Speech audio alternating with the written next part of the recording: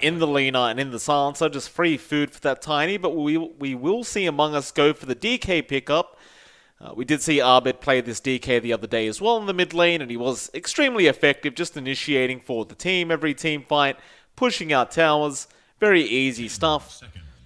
496, they'll have to respond. They don't quite have a great hero to deal with the DK quite yet. You do have some very high magical burst in the Snapfire and Tiny, which can be very solid, but you probably want a Spirit Vessel carrier here up against the DK, as it does tend to destroy the hero quite easily. 496. Their fourth pickup. What do you want? Void Spirit's still there for Fearless if they want that. I think it's pretty solid if they want to. You're just never going to shut down the DK, but at the very least you can make it harder as the game goes on. And they go with the Jug pickup first, or they're leaving their mid pickup for last here, 496, unless they're running a mid Snapper or mid Mars, which can kind of work against a DK early on. We'll see what 496 might have on their mind. But a Jug coming through, it's, we just saw it in the last game. We know the time it can hit has inbuilt spell immunity as well, so it can kind of dodge the combos that Lena might want to throw out, and it can kind of dance around. It's going to be a pretty good back and forth between Jug, Lifestealer. They have fairly similar power spikes and fairly similar late game potential, although I'd say a Lifestealer is a little bit more annoying with the infest plays he can do to save other teammates as well. But it's rather even across the board. I think the biggest thing we have to see from Among Us is how they utilize this Lena. It's looking like a Sepher Lena, unless Cuckoo plays it, but I don't know about offlane Lena. It's not the ideal spot for it right now. So I'm guessing it's a last pick Cuckoo hero here. And he has options. He has Centaur in hand, which we haven't seen him play recently, but it's one of his favorites. Still in the pool. Yeah. The Lena is just a very potent position 4 right now as well, just for the laning stage, that is. Can transition well later on, because we do see a lot of position 4 Lena just going for an Aghanim Scepter rush after, say, an Aether Lens. And that can be real potent, because then you have a, pure damage, high damage kind of nuke in the Laguna Blade. Also a very low cooldown at that, and it does pierce through magic immunity. Very, very powerful, especially up against heroes like the Jug, like the Mars. But 496, a bit more thinking to go. I do love the fact, by the way, John, that Among Us did first ban the techies.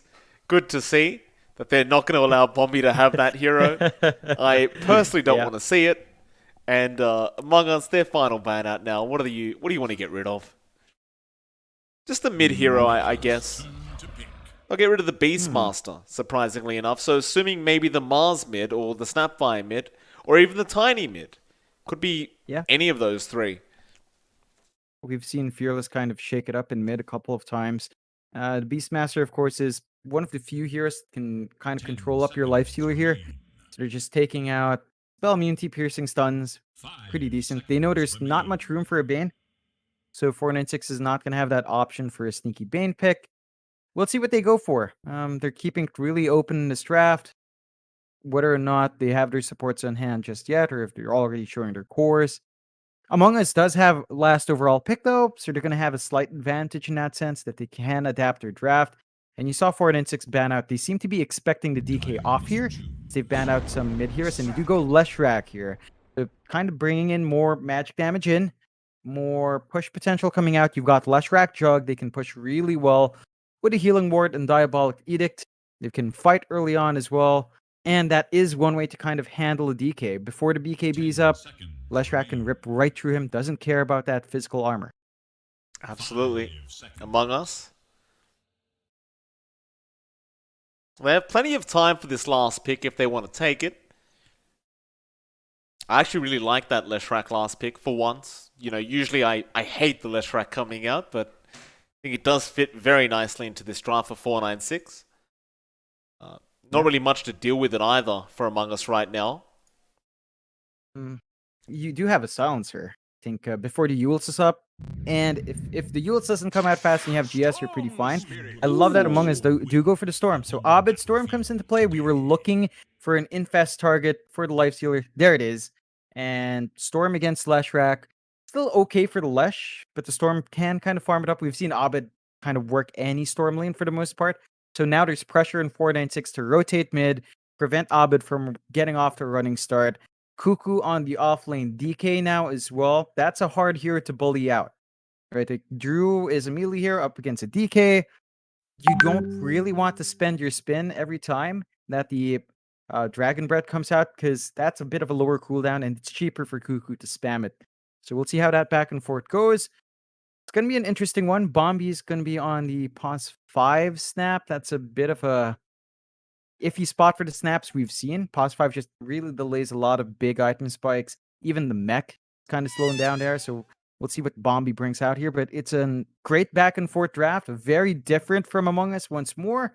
496, I think it's not the most wild draft, but it is also slightly different. It's a bit of a variation on what we see. Should be a really good game one. And again, pressure in 496, Mike. They've got to find a win if they want to keep themselves in. This is their last series. It definitely is. See what they can do here. I think their draft is fairly solid going into this match. Overall, should be a decent enough game for them. Of course, they are going to have to be a little bit concerned about the Abed Storm, because we know what the man can do in this hero. Very, very dangerous when he is playing the Storm. In fact, a lot of these picks for Among Us are comfort picks. Apart from maybe the Silencer on March, but you never really know how much Silencer March is played. We just don't get to see it very often. Funny enough, at the first day of the Monster Energy Dota Summit 13, when I was trying to just watch along, just for fun while you were busy, playing with the Europeans, I was trying to watch some games. And March did play this. He immediately just pulled out the support silencer right then. And okay. To recall how that first series went, I think it went fine. Yeah, it did go 2-0 for Among Us, so this is something they can play around. We've seen it impressed, right? It's kind of impressed us in previous games. We've seen silencers get 78 int by late game. I think March is just going for the big brain play. He is the wizard in today's poster. It's time for him to get some of that magic moolah going in his head. You know what would be amazing if March drafted a lion, so he'd actually have the what is that spell called in Harry Potter? What was it? Avada Kedavra. Yeah, Avada Kedavra, right? The one that kills you one shot. And it's green as well, John. It'd be amazing if March chose a lion today. Oh, that would have been great. A lion with Alina? You're taking me back to what, 6.8, Mike?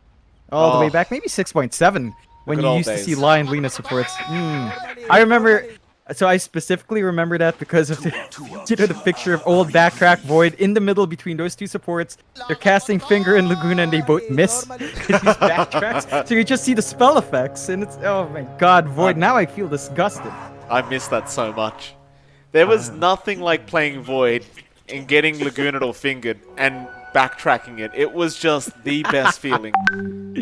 Oh man, there's this old Nigma video as well where they're fighting a Void.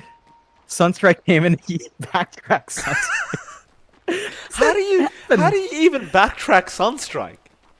I don't even know, but it happened.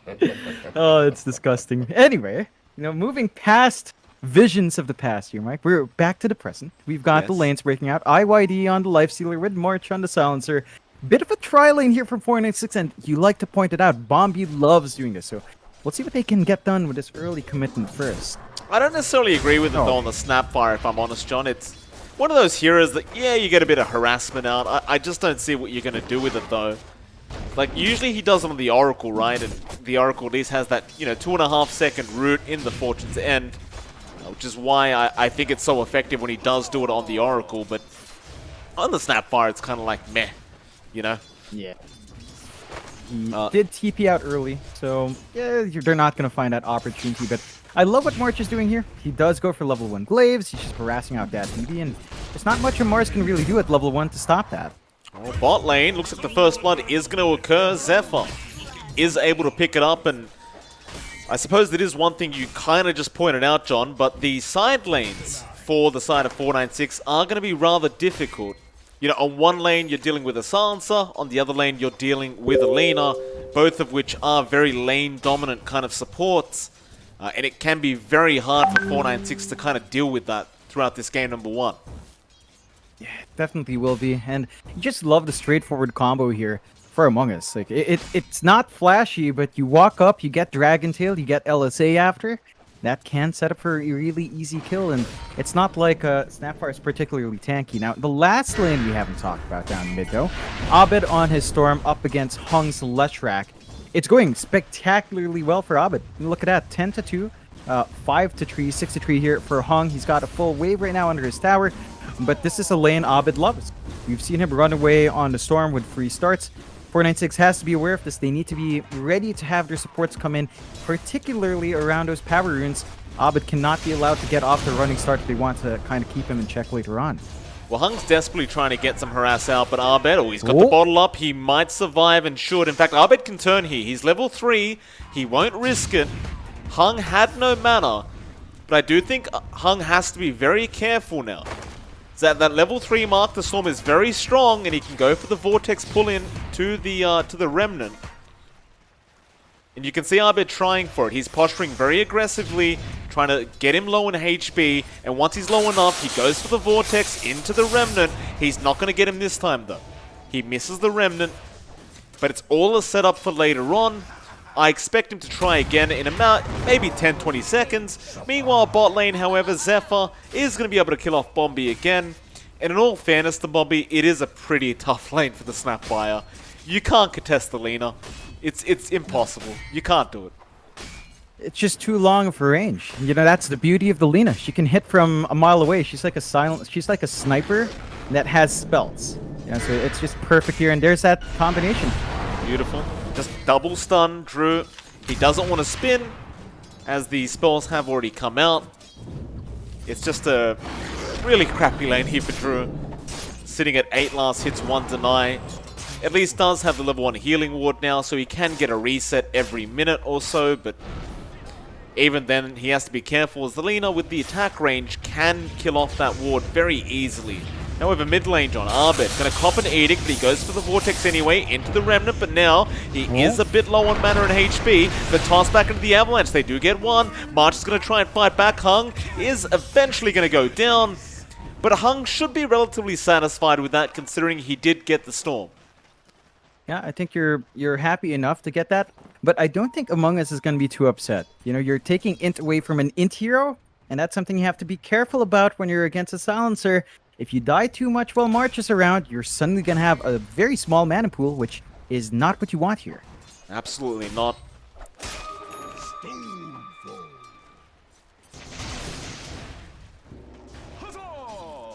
Abed about to hit that level 6 mark now as well, so at the very least they did get one kill onto the Storm before he has that level 6. But once he's at that level 6 mark, the chances of him dying are much, much lower. Top lane, in your dream, might go for a dive onto that BB, but we'll just leave him on very low HP, and that BB should be able to salve up, and will.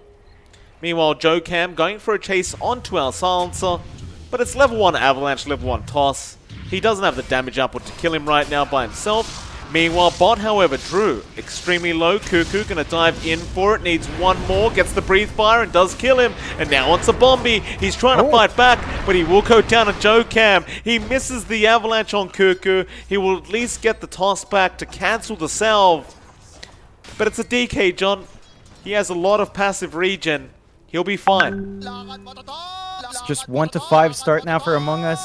1k lead on the side of Among Us, and this is exactly what they wanted from their lanes. This is how they had to execute, and they're getting space out because they're forced to respawn. But look at Abed clear those stacks. There's just no contestation, no vision, no movement out, no nothing, and our Storm gets to keep accelerating. This is all according to the Among Us playbook. We've seen this multiple times before.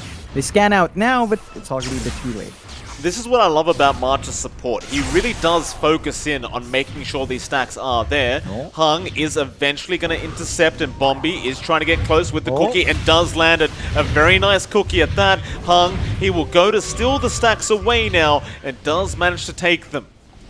Great play out from 496. Zephyr needs to be a little bit cautious as Hung wants to go for a chase. Does get the split earth off, and Joe Cam into the avalanche toss back. Does kill him off, but now Cuckoo and March going to go for a fight. They will get the tiny kill. And that's one hero that I think really will suffer if he loses too much in, is the tiny. as you get to a point where you may not have enough mana to actually be able to use your combo. If you die too many times while March is there as Arbet, is going to dive after Bombi, might be a bit more in out for March. He is getting smarter every second, but that BB looks like he's even smarter. He drops an arena, however, he doesn't have mana for the spear, but it won't matter. Jokam will come in and finish off the job. Yeah, and this is classic 496 we're seeing coming out again. Every single time they see an opportunity, they're not afraid to TP in. And Hong is in a very good spot now, right? Level 8 in the Lesh. Abed's still stuck at 6. He's looking to force in the mid-tier 1. That's going to be a very nice objective to take as we get a pause. Cuckoo's lagging a bit. Ah, it's merry end of time, John. He's not lagging. He's gone for a bite to eat. We all know it. Oh, for sure, for sure. I think Tim sent him some food again. Yeah, I saw Cuckoo post. He gets trays of food, man. Does he really? From Tim's, yeah. He says, "Hey, thanks, Tim's." I'm married and I don't get trays of food, John. Thanks, Tim's, for like a tray of shrimp with cheese, and I'm like, wow. Oh my god, very fancy. And I believe it's Tim's and his SO, so very very sweet of him to treat Cuckoo like that. I wish I could get treats. I wish we would get treats like that, Mike. Well, what's an SO, John? Significant other. Oh. You know. Yeah. Wow. Yeah, I believe so, at least based on that voice from Mr. Cuckoo himself. Tim's is a very handsome bloke, John. That he is. Big curse out in the mid lane, Arbet. Might go for a dive, and he does decide to go. Jokam, however, with the avalanche, Split Earth is not going to land. Cuckoo looking for a stun, won't be able to get one. I think 496 should be pretty happy with that, forcing out so many rotations into the mid lane. And that tier 1 tower, it is going to be denied off, but they won't really mind too much. They just wanted it to go down. That'll open up the map a little bit now for the side of 496, although Cuckoo, or rather that BB, catching out Arbet. Arbet needs to be careful. Can't get caught out like that with the spear from that BBs. He will die quite fast. It's a bit overconfident there from Abed, being punished quite nicely. 496, as you mentioned, with that mid-tier 1, they can get control of that jungle. They've got this really nice ward on the ramp to watch moving out. They can start to overtake her, even finding the tier 1 top. And we talked about this combo, Mike, but Jug Leshrac just pushes these towers at a very fast pace. You know, not a medium pace, a very fast pace here, Mike, for these objectives. Stop making that damn reference, John. Oh, goodness me. Nice stacks out here from Bombi. Gonna get the double stack off. Very nice. The Leshrac taking those. 9 minutes in, that's the 1k net worth lead here for the side of Among Us. It is about that time where Arbed, he'll want to just focus in on his farm. In Your Dream has been doing that exact same thing, just making sure he gets as much farm as possible into the armlet on the Lifestealer. And this is really one of the peaks of Hung on the Leshrac, right? Like, he is very strong right now. You'd prefer to just avoid the Leshrac as much as possible if you can. Definitely do, and they are playing around that fairly well. You know, IYD is just avoiding these fights. He's just farming up, as you mentioned, is slightly ahead of her Jug. So as long as he keeps that pace before this Battle Fury's out, I think you're in a very good spot. Drudo is inching closer towards that Battle Fury. And once the Jug has that, we have seen their farm start to skyrocket. You can see the smoke up as well, up top. Yeah, I bet. Gonna be targeted once again. He does have his zip and plenty of mana, but he's gonna be careful not to get caught by the spear. They'll toss him in, but Ahmed is gonna see it. Nice zip away. He knew they were around there somewhere. You kind of probably need the blink up on that BB to go for those kind of plays to really catch Ahmed out. That was a good attempt anyway. Nice little creative play here from 496. Yeah, they're trying to free up space for a push up top. So there is some room to chip away, but their creep wave is far behind. So now Drew can farm in that top jungle safely. There is some pressure bot, but there's, you know, you're seeing IYD focus more on the triangle farm, just really staying secure here. And, you know, with just one tower down, it's not as open here for Among Us. So they have to kind of stick together a bit closer. They do have global silence on March. They might look to make a play, and they do smoke up. That they do.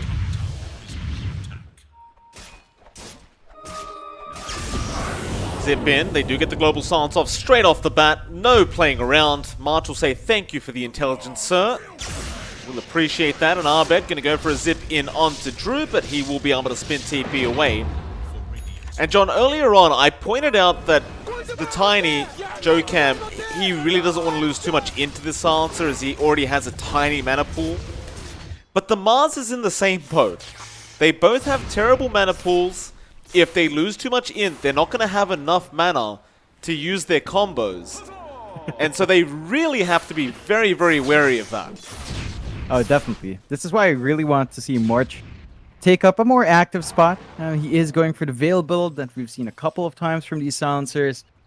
You know, just keep playing around. If they play around the tempo of Global Silence, they are going to buy out space. And, you know, I just want to see Big Brain March. I think, I don't know. There's something about seeing a hero that just naturally has, you know, no mana pool after casting one spell. It's going to be hard for 496. They need to find a way to counteract that. Have to be ready to perhaps opt for some safe stat padding here on those two heroes. Kind of be in a good spot. But they do smoke up.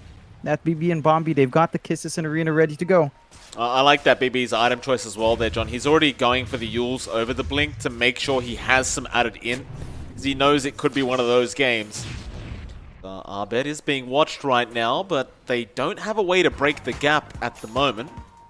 Instead, moving up towards the top lane where they will spot out Cuckoo. And that'll be a much easier kind of target to get the spear off on if they reach. And the Cookie is going to break the gap, but nice quick reactions from Cuckoo. Still Hung is going to be there with the Pulse Nova. They'll get one. So In Your Dream onto Bombi, but a great toss out. The Laguna, however, and Arbet will be enough. Here comes March, though, to steal more in away. And there goes that BB. He will die.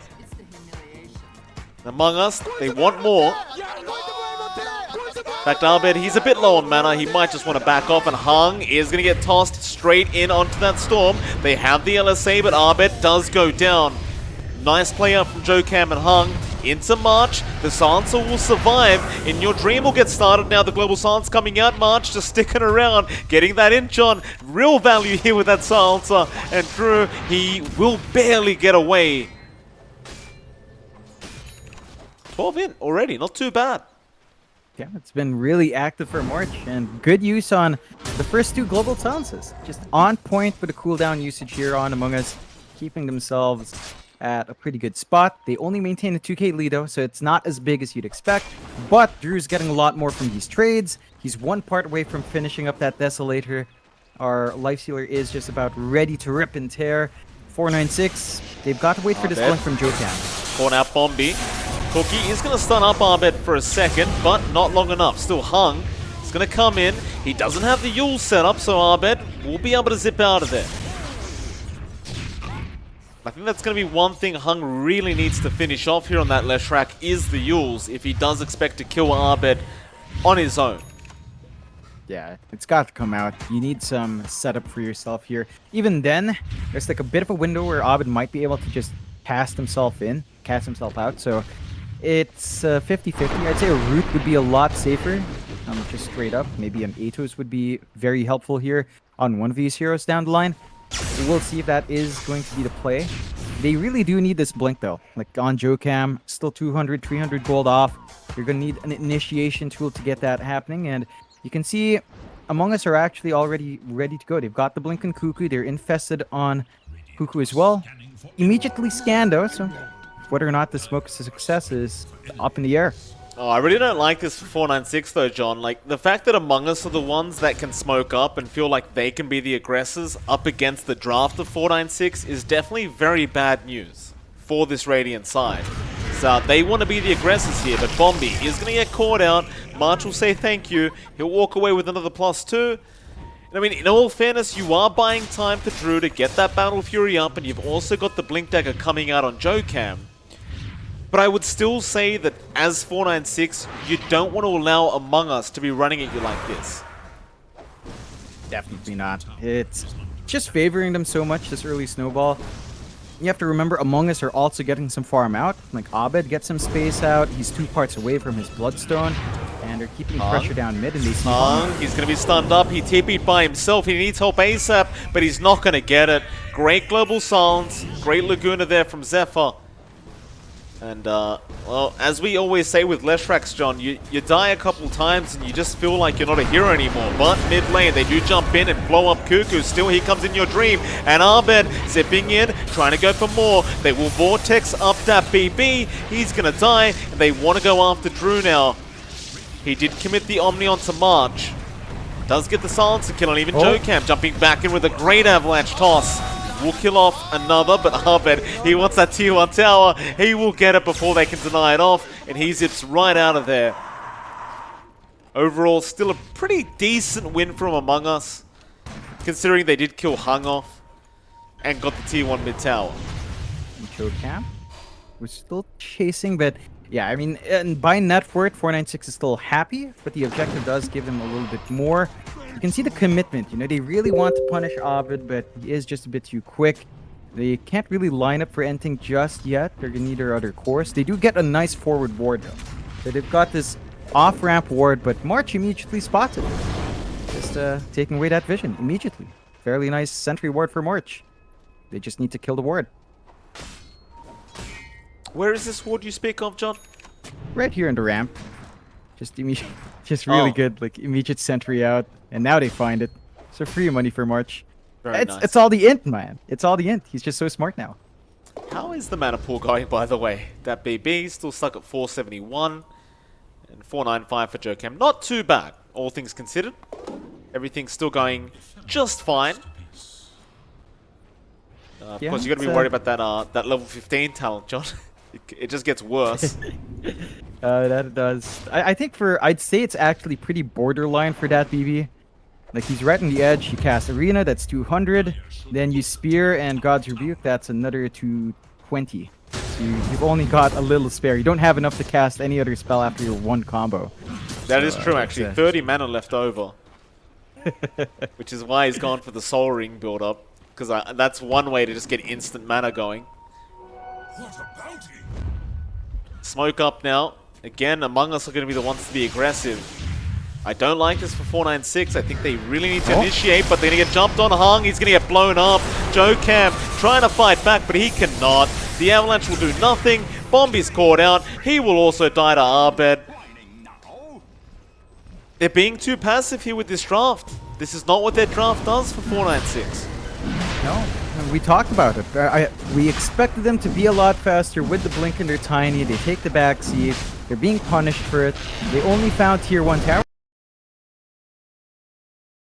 They haven't really chipped away at tier 2s with its slash. Now the Roche is melting really quick here, and Among Us, it might just be, you know, a small 2k lead, but they're up against this lineup that needs to be 4k ahead at this point. It's just an amazing start for Among Us in counteracting that. Bloodstone up now on Abed, and you got the Veil Discord available on March. So there's a nice power spike coming out here for Among Us now. 196, what are you looking for here? Like, they're farming, which is nice. But whether it's enough, I mean, the Leshrac, it doesn't... It farms quick, but it doesn't transition that well into the late game. It's one of those weird heroes that it can kill creeps really fast, but when it comes to heroes, it's just so susceptible of dying all the time. And he's going for the damage build as well, John. He's going for the Aghanim Scepter.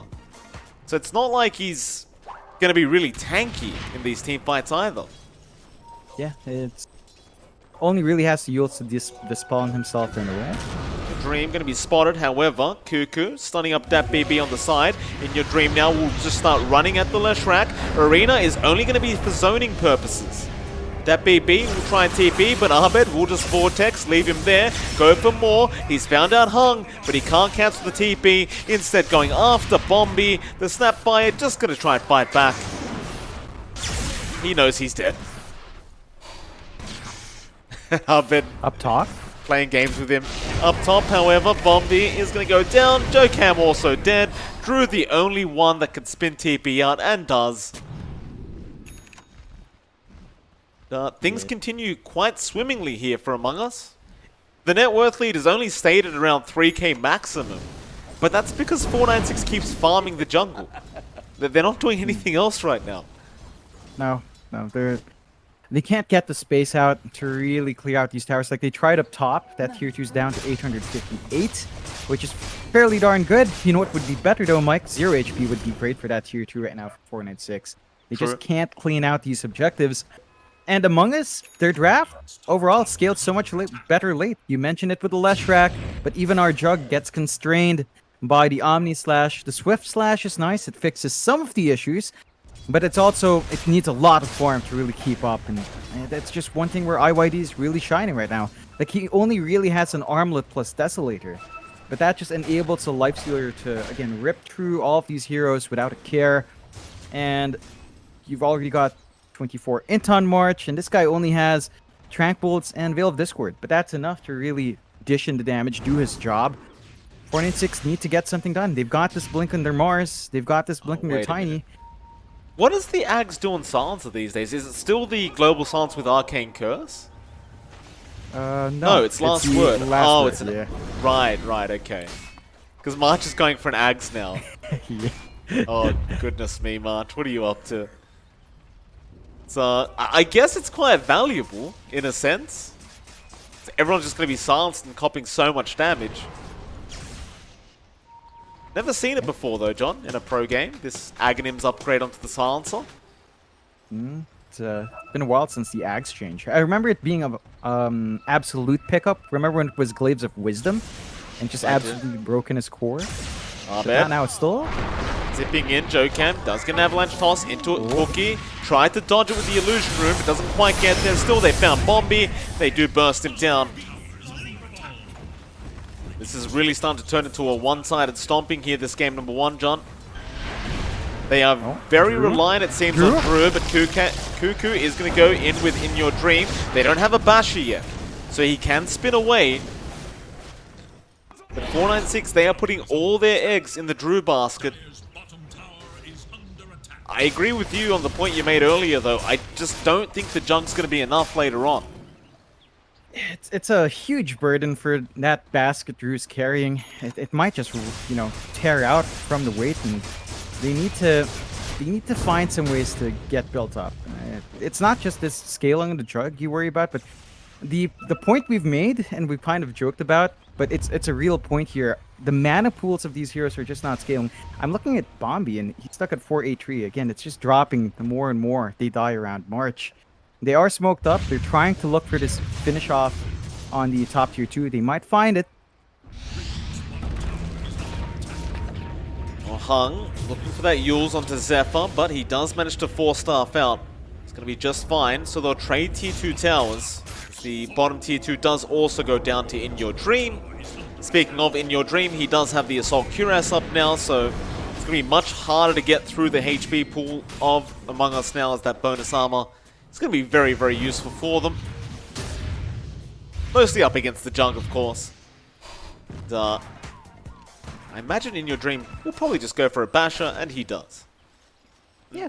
That's the point where you don't care about the spin, right? You just bash him through it. Absolutely. It's just going to be so much easier to control Drew here. You're also going to see the BKB of Abed up really soon, and that is the big spike here for Among Us, right? You get BKB Storm, Abed can just zip right through, not care in the world. Omni Slash is not going to stop him. Your magic damage is not going to do anything. You will have zero control up against the Storm if he gets that item off. So you have to worry about these spikes here if you're 4-6, and I like that they're smoking up. It's just that they don't really have great info on the map right now. The right dire triangle. March is ready to break the smoke with his positioning, and does, and they have perfect vision. This could be really bad. Jokam is going to go for an avalanche toss with the Omni up, but In Your Dream, he's not taking that much damage, John. He's surviving through it. It did nothing. He'll go for the Infest back onto the Jug. Bombi's going to just try and stun him up. Maybe get the kill, but no. No, that will not happen.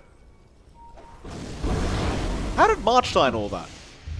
I think he got picked off in the back first. Probably from Hung.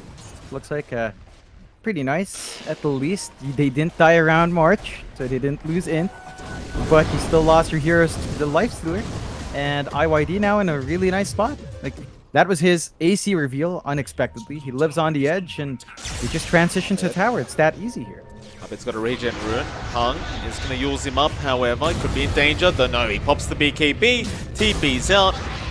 They cancel the regen. But the rest of Among Us have taken over that Radiant Triangle now. They want to be careful on 496 not to run into In Your Dream. He's hitting very hard at the moment, and he will go for the quick infest out. Just not wanting to risk his life in case that BB does get the jump off. But now the net worth lead on 8k the way of Among Us. It's extremely bad news for 496. Yeah, it's a lot wider. You are close to some item spikes here for 496. We're looking at BKB for that BB, just one part away. So your Morris can stand in front and fight. Our Leshrac is still saving up for the Bloodstone. It's been slow going now for Hung. And Drew is just waiting for that MKB, which is nice. I think a Basher, I think just kind of imitating this Lifestealer would have been better. A Basher would have been a bit stronger, considering that IYD, again, once he's raged up, you can't do anything about him. And even this BKB up on Kuku means you've got 3 heroes that can just kind of stand and fight without a care in the world. And Among Us just keep building up. They've just got so much room in the map to farm in. They've got these huge item spikes on their hand. And 496 are just trying to play the catch-up game by farming. And Drew's keeping up. Hung is actually ahead of Abed in farm.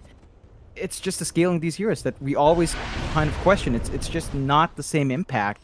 Once we cross that 30-minute mark, 35-minute mark, there's so much more room to grow on our Storm. Look at Abed. He's building into the Ags. So we're going to have that mini black hole here with the AoE Vortex. And that's just going to make it so much easier for Among Us to control this game. It's the same build-up every time. Bloodstone, BKB, Ags. But it does work every time, so you can't really blame him for it. It's a very, very nice build-up. Top lane, Joe Cam and Hung both still hanging around. Just trying to keep that wave pushed in and trying to force the side of 496 back.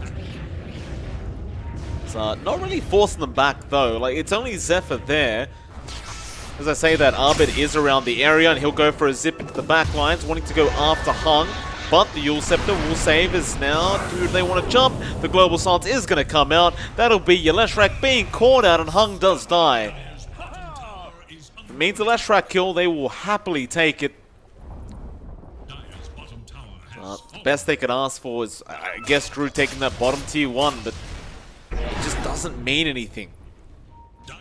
It's not the biggest objective you could take. It's more of like a salvage situation to work it as best they can. That does give Drew his MKB, so maybe this is the damage boost he's looking for on the Omni Slash. Cookie is going to be out. They have caught out Arbit. A very nice play there from Bombi, but they're going to have enough damage. He was almost about to survive, but does eventually go down. They do get themselves a very, very big fish. I think now, like with Arbit down, you have to capitalize. Yeah, it's just unfortunate the Roche isn't up for a little while longer. It's going to be half a minute, so they're going to miss that window by a bit. They are going to get some vision out here, try to get some control back. This is Among Us, you know, they need to take a step back, wait for Abed to be up. They do not have Global Silence as well, but it'll line up with that respawn and show They're not waiting. Steal. They're going Cuckoo. He wants to jump in with this Lifestealer, and they go on to Joe Cam, but the Avalanche and Toss was there. Just won't matter. In fact, that he tried to jump in. He's popped his BKB. Omni is also going to be up, but they are tanky targets. In Your Dream still alive. Going to just try and man fight back, and he will be able to get away with it. The bashes are coming out. Drew's trying to fight. Hung's there as well. They do kill him off. Very nice kill there from 496. A very risky attempt. But it was even riskier for Among Us to try and go for that team fight without their mid-storm. And just like that, because they force out the fight, the Roche is suddenly very open here for 496. They do force the buyback out. They do not want to give the objective, so they are going to look to play here. In your Arbed, rather, just zipping through the Roshan pit. Not able to find anyone as they were already out. But they do even up the game quite nicely. Net worth lead is dropping to 2k now. Once that Aghanim Scepter's up on Drew, you're going to be feeling a little bit happier on the Jug. we've seen with these Omni Slashes, like, they're not nearly enough to kill the Lifestealer, nor the DK for that matter. But with the Swift Slash on top of that, maybe they would have enough to get it done. Yeah, No. it would be. But Among Us, they are risking it this time. They did buy back, so if Cuckoo gets caught out, that wouldn't be a good spot. They're going to have to be a bit careful. But they are confident. Smoke up, Infest. Should have been somewhat spotted, but no, it wasn't. They just jump in. Arbed once again with the Vortex onto JoeCam. They burst him down. That BB, he'll drop the arena, but it is too late. He's already gone. Meanwhile, our Storm trying to chase Bombi, but no, they see Hung. They want the big target. They'll go after the Leshrac. Do they have the control, however? There is still a Juggernaut coming. Drew does not have Omni, though, so he can't really help out that much, but it is going to be enough to force back the side of Among Us. We'll have the Omni in 10. Back into the Roshan pit. Among Us, they are not healthy right now.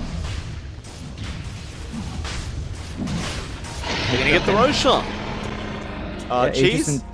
There we go. Leaving the cheese. At least they've got it. And also, fortunately this time, no Aegis denies. So, clean Aegis, nice network swing back their way. They could catch some big kills, but nah. We should be fine. He should be. Infest increases movement speed for some reason, so there you go. Cuckoo's out of it. Very balanced. It is. Gotta love Ice Frog. He's got a do. sense of humor. That tier 2 mid. They're feeling confident with this Aegis pickup.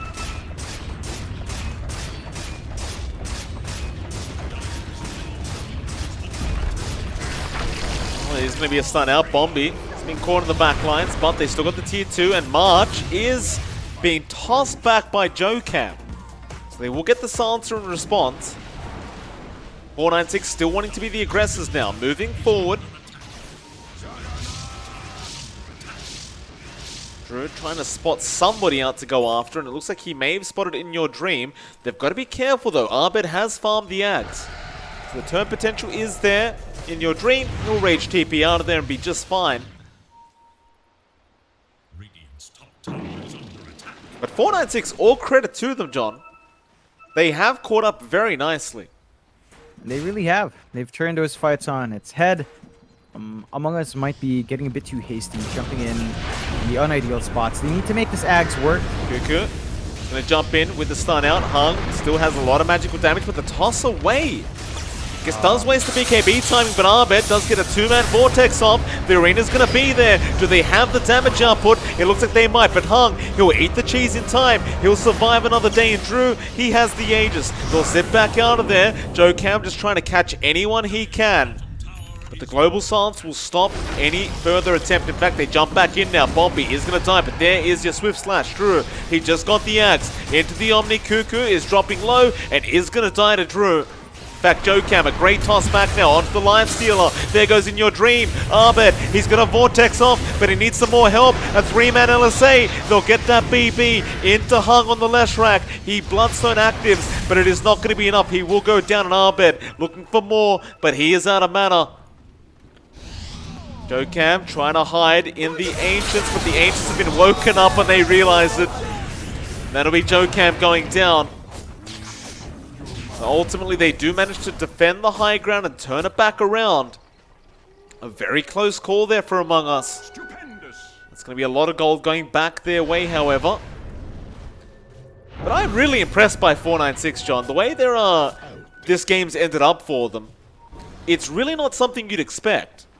But they are making it work. They definitely are. They're still holding on. Drew is actually putting the work in, so the basket they've put their load in is actually holding up quite well. Still, major spikes coming out here for Among Us. They do have the Ags up in Zephyr, so that means pure damage Laguna in play now. They've got a burst to go through the spin, and March has his Ags as well. And speaking of March, he's going onto Bombi, but the Glimmer Cape once again is going to save the day, and Drew will just commit the Swift Slash to get rid of those Storm illusions.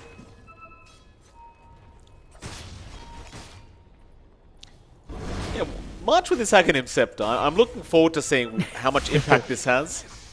Yeah, it's more of the fact that he went level 15 for the Arcane Curse damage.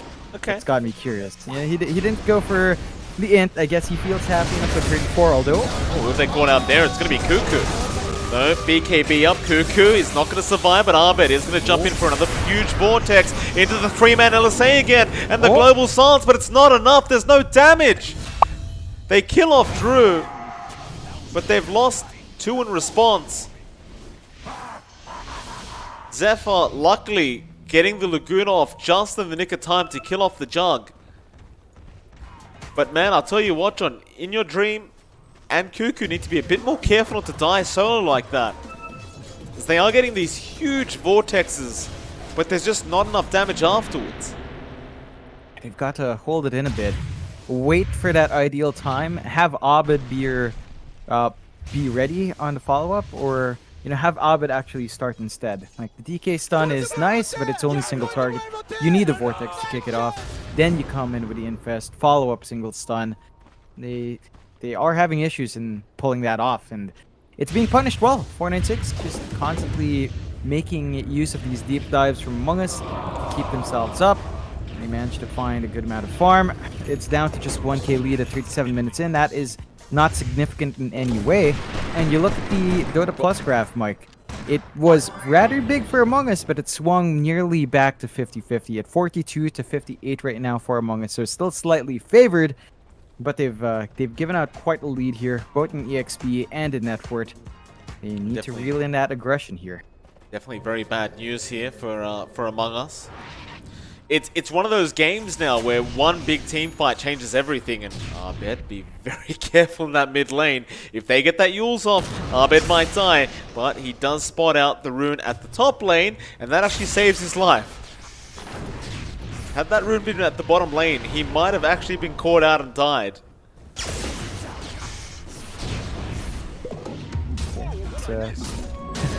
On the edge, you like to see it, and this is wonderful now for Among Us. They get a spell prism here, so it's gonna go on to Abed, and just additional CDR. It's gonna allow him to spam out those vortexes a little bit more often.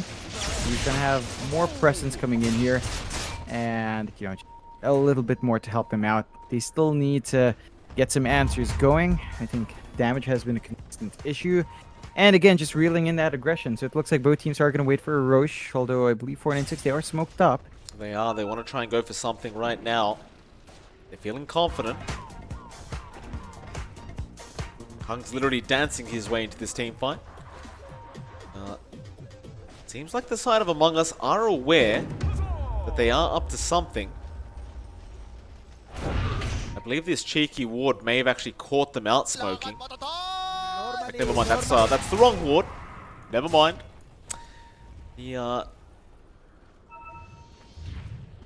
Just good game sense, I suppose, and they do counter smoke now.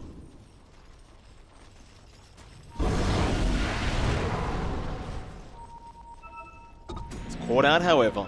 The LSA and the Dragon Slave giving that away, but they're going to zip in anyway. Abed, another 2-man vortex. Who have they caught out there? It's going to be that BB on the Mars going down, and Drew as well on the Jug. He got caught out. He'll buy back immediately, but I'm not sure about this. Can they catch up and fight? Among Us, they back out immediately. These buybacks are going to mean nothing. It's a really good play from them. They knew what they could get away with in the March. Yeah, March. He went for a bounty rune. It's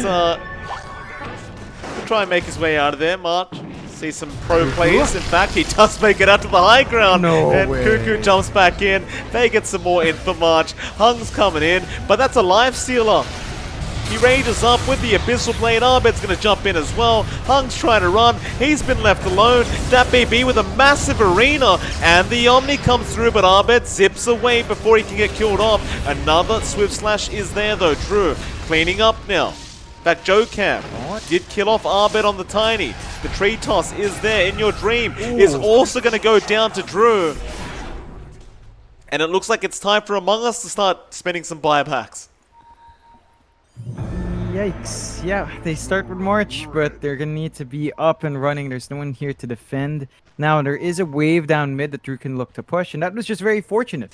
Double damage on Drew, right at the time he needed it the most.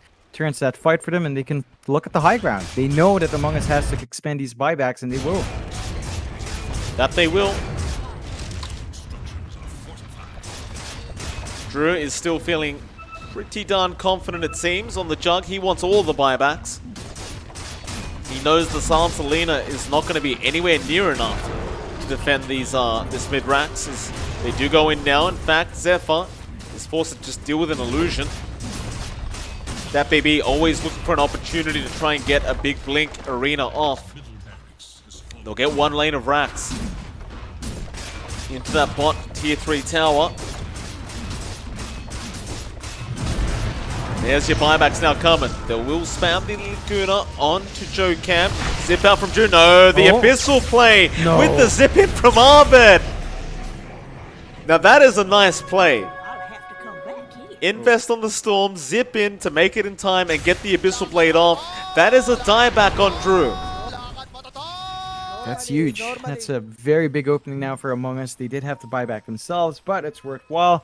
They should be also lined up for a Roche. That's still in about 40 seconds. But that's going to be the next objective both teams will look at. And, well, you've got a man down. Once that 40-minute timer's up, there's still a full 50 seconds where you're not going to have Drew. 496 need to be a bit cautious now. They might have to surrender that next Roche. They need to mitigate their losses. Wait out that respawn and kind of buckle down for the high ground for now. They want to go to that high ground. They know they've got quite a bit of time, although Hung, he gets a split off in your dream. Needs to be cautious, but now the toss back from Joe Cam onto Cuckoo, forcing out the BKB and the global silence. Oh boy, that may have just ruined the push. Among Us, they need to back off. Luckily for them, Roshan is just about to respawn, and Cuckoo will spot this out with his courier, but so will Bombi. So both teams aware of the Roshan. You still don't have this jug.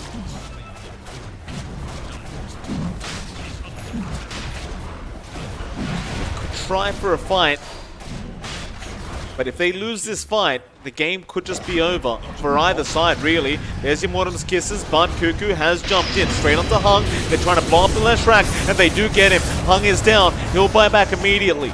Cuckoo does also die, but he will not buy back. In fact, he does now on the DK. They need the help. The double split up is out. They've caught out In Your Dream and Arbed. In Your Dream's gone. That's a dieback on the Life Stealer. Arbed very low with the toss back on Joe Cam. It's not going to be enough though. He does TP out just barely in the nick of time. And March, he'll have to do it the old-fashioned way.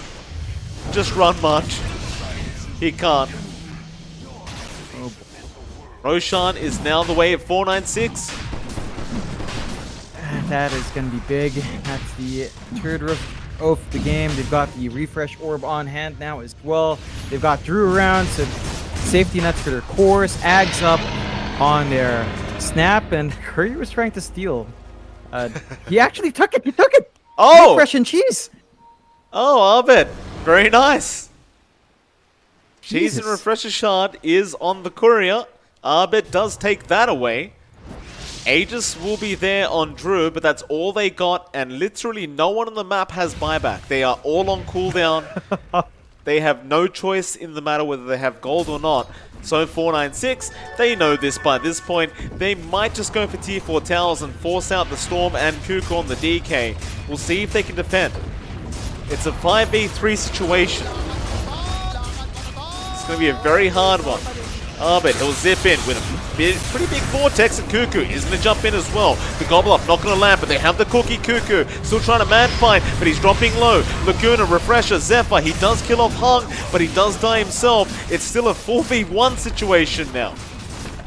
Arbed versus the world. The Ancient is exposed. He's going to try. He gets in with the Vortex, but how do you kill these people off? He's trying to creep skip and use the backdoor protection. But the Ancient is way too far gone. God. The game's going to be over. It's a DD jug, and 496. They pull off a very entertaining victory in game number 1. Oh boy. I mean, they've been up and down 496 in the groups, right? They needed it. We said it. They needed to find wins here. They found game 1. They pull it off. Now all they have to do is slam dunk this game number 2, and then they might have cemented their spot. It's still a very tenuous position, but they play their hearts out. They hold out. They believed in Drew, and Drew delivered. Among Us, maybe the buildups were not quite what we're looking for. I feel like March might have been happier with +2 permanent intelligence steal. He would have had a lot more int. They would have had lesser pools to play with, and the Ags buildup didn't quite pay off. Like, I get the burst damage is nice with the last word, but it didn't really turn it the way you'd expect it to. Maybe a defensive buildup would have helped. Still, Among Us, they were experimenting again. We'll see if they can kind of fix up their playstyle in game number 2. Yeah, all props to 496. I didn't think they were going to win that game 1 based off how they were playing, but they did win it out very nicely. Again, a very entertaining fashion. Still, we'll move on to game number 2. It should be coming up in about 10 minutes, and it's MLP Dota and John X Fire. We'll see you all again very, very soon for that second game.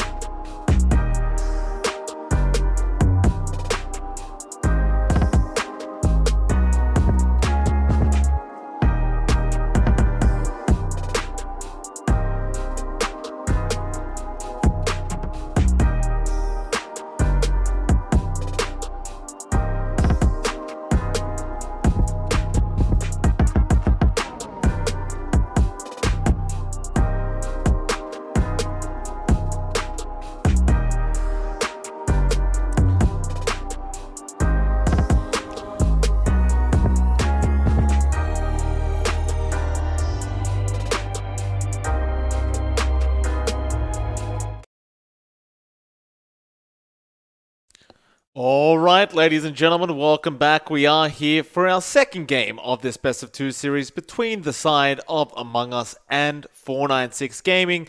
It's MLP Dota and John X Fine. Now, John, the chat was pointing out we missed something during that last Roshan fight, which is true, we did miss something. There was a buyback midway through a tiny toss, which, you know, the bug where you respawn exactly where you were being tossed at when you buy it back. And yeah, we did miss that. Our apologies. The question I have for you though, John, is it a bug or intended feature? It's definitely a bug.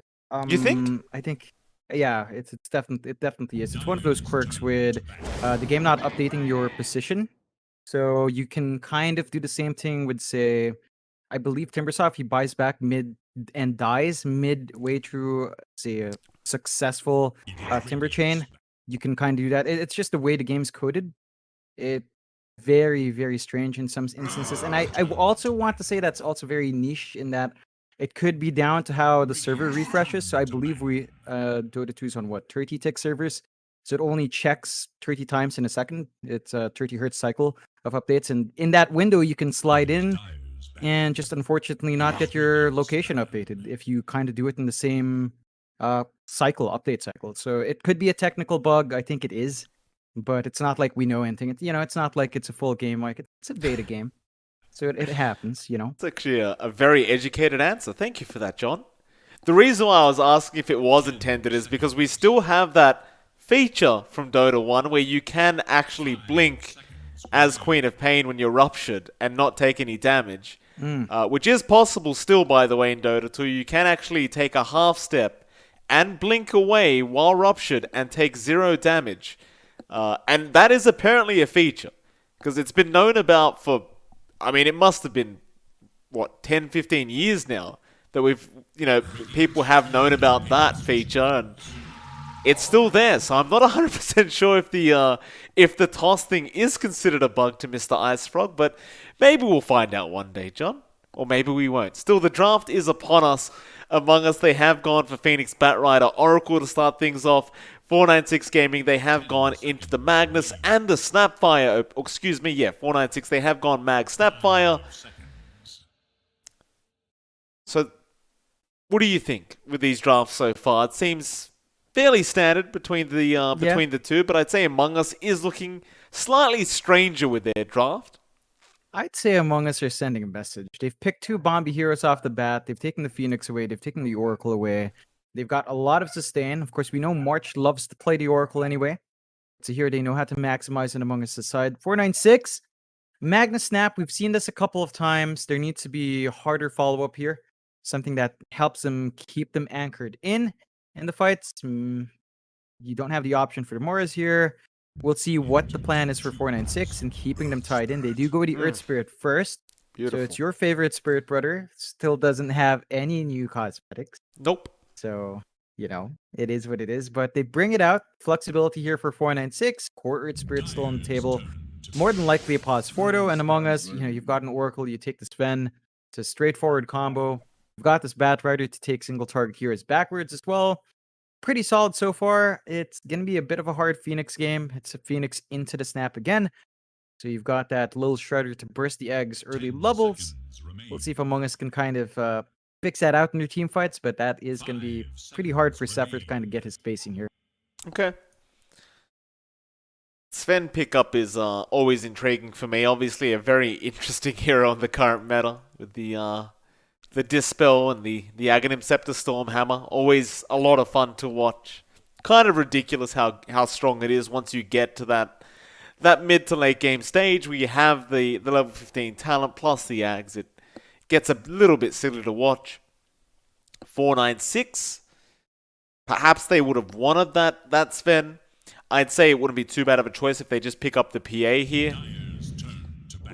But no, back into the Jug. Fair enough. You still have that Jug Mag combination, so Empowered Jug always going to be very, very strong. See if the Juggernaut does opt to avoid going Battle Fury this game. As I believe it was earlier on, we saw a series where the Jug still just bought Battle Fury regardless of having a mag or not. Yeah. It stalls out the Jug. I think when you have the mag, you can just skip it, mainly because Jug is not a hero that particularly cares too much about the mana regen. Like his spells are somewhat spammable, but it's not like PA where you're just constantly throwing daggers out. So you would want that. You also kind of depend on like Blink Strike. Jug, not so much. You toss your spells every now and again, but you don't really spam them. So there's no justification for the regen. I think you could easily look at a Manta buildup, an SNY, if you want to farm a Mask of Madness, or a Drums if you actually do want to help your team fight. So options are there for Drew. We'll see what he opts for. It's starting to tie up his draft. I don't think PA would have worked, mainly because PA into Oracle is super hard, and there's a Bat Rider for kind of single target control. Now, the Bat still controls the Jug, but at least the Oracle Disarm is not as big of an issue there for Drew in this game. As long as he plays around with his spin properly, he should be fine. We'll see how 496 closes out, though. Whether or not they're running mag mid, snap mid, or mag off. What they last pick here is going to really set the tone of their draft, because they do still hold on to that flexibility. And, you know, we've seen a lot of support mag. It has kind of fallen flat, but it has worked with a Jug, right? You let the Jug free farm as a support mag. You just follow him. You get him power off. You'll eventually find a blink, and that's all you need. We'll see if that's how 496 kind of wants to run this, as the last pick tends to be their core pickup. It does. 496 Gaming, the last pickup. What do they want? Among Us seem to believe it is going to be some kind of offlane hero. They know they're going to be up against the Sven, because there is still potential for lane swaps here with that Sven Bat Rider, but leave that for later on.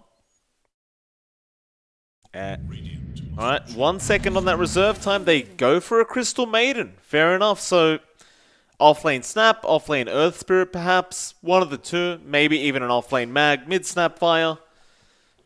Either way, very flexible draft here for 496. Among Us, they have one pick left. I believe it is still an Abed hero they are requiring here. It's going to be a matter of what he does want to play this game. Yeah, I think a lot of the Spirit Brothers are still available, except for that Earth Spirit, of course, because it's on 496. They can look at a Spirit Brother matchup if they are expecting that Earth Spirit. It's the flexibility. 496 are just really keeping their cards close to their chest. CM to close out in this draft, I guess, enables your Earth Spirit to run around a little bit more, enables your Mag to spam his spells out as well. So there is that. Enabled some early aggression from Earth Spirit. Like the Crystal Maiden slow is pretty nice. The root is pretty nice as well. So if they want to play fast in the tri-lane, in fact, even just a dual lane of Jug CM, level 2, level 3 spikes are pretty nice. You get level 2 root, lock them in, spin on top, could find a kill. So it should be fairly good for 496 in the early game with a CM. Sorry about that. So apparently a party's going on in my house. So, you know, you tell your wife not to let their brothers in the room when you're at work, but you know, instructions too hard to follow apparently. Last pickup here for the side of Among Us.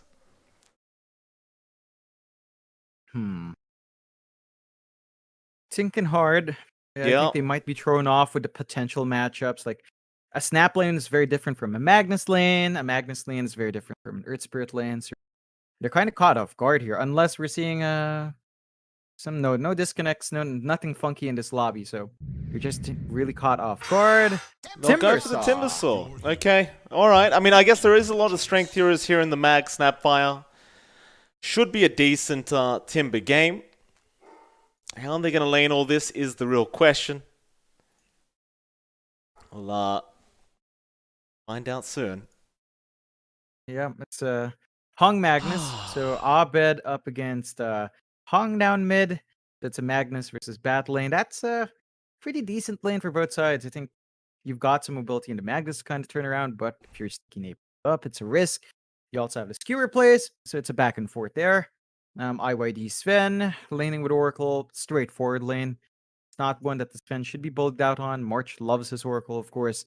You've got that BB on the offlane snap. So Jokam on the Earth Spirit, and that one is a bit of a treat. It's been a while But Jokam does perform excellently in that Earth Spirit, should be one to watch out for. Bombi on the CM, again, we talked about the combination CM plus Jug is fairly scary. Once you hit that level 3 spike, so level 2 spin, level 2 root, lock them in, you should find a kill. It is a bit tricky against a Timbersaw, but Timber is super weak until he hits like level 3 himself. So that's something 496 can look to maximize, look to bully out, and maybe find an early kill in the Timb.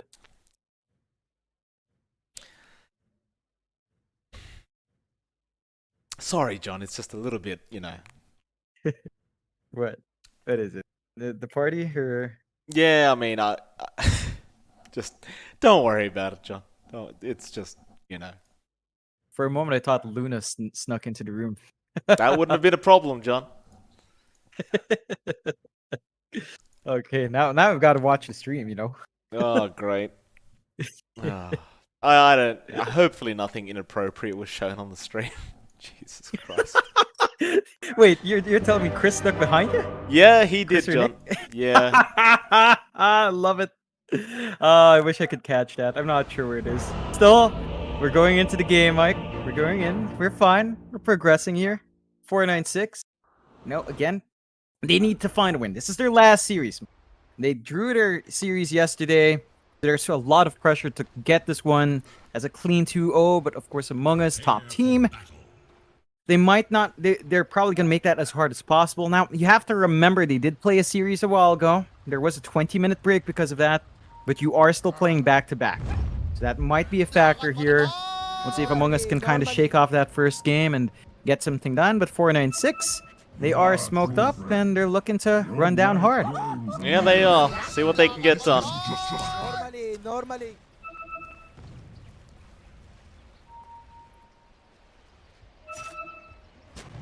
They are going to get into the They triangle. did play a series a while ago. There was a 20-minute break because of that, but you are still playing back-to-back. So that might be a factor here. Let's see if Among Us can kind of shake off that first game and get something done, but 496. Instead, they spot out March, but Jokam did kind of make it obvious there that they are around, and March does not get caught out. A bit preemptive from 496, maybe just getting a little bit too excited. That's going to mean that the, at the very least, the bottom lanes are going to be almost guaranteed for In Your Dream. Hung and DatBaby are trying to make it over, so they are splitting up and getting a little bit greedy here with these bounties. In Your Dream, I wonder if he still bothers trying. He is. He's going to go for one. He probably won't be able to get the second. But they've already got two. So it is going to be a 2-for-2 trade. You look stunned. Duh. In Your Dream continues to give it over to DatBaby as he hands out much more harassment and eventually backs off. It's a pretty darn good start for Sven. Now, take a peek at mid first. Of course, that's our Magnus versus Bad Rider lane. And Abid should have a good time here, but Hung goes with level 1 in power. Is ready. Instant magic wand on the deck, as you'd want up against a Bad Rider. So you should be able to hold his own. But Abid shouldn't be too pressured as well. We'll see how it unfolds. I think level 3 is the spike we're looking for. And it's those first power runes as well, although they are rolling down bot. IYD. He's going to give it a crack, but In Your Dream, he's pretty tanky as that pos one, Sven. It's going to be a little bit hard to burst him down this early on. It looks like he is going to be just fine. Top lanes, Bombi, Zephyr going to be up against each other. Of course, with Drew and Cuckoo. Bombi trying to salve, but it is going to be cancelled off by the Fire Spirits out from Zephyr. And to make matters worse, I believe he also had a Clarity going. So losing both of those at once from one Fire Spirit from Zephyr. He's going to try and really give it to Zephyr now, though. But those neutral creeps are going to do a lot of damage to Bombi if he's not too careful. He'll keep going after Zephyr. Doesn't have another spell to cast.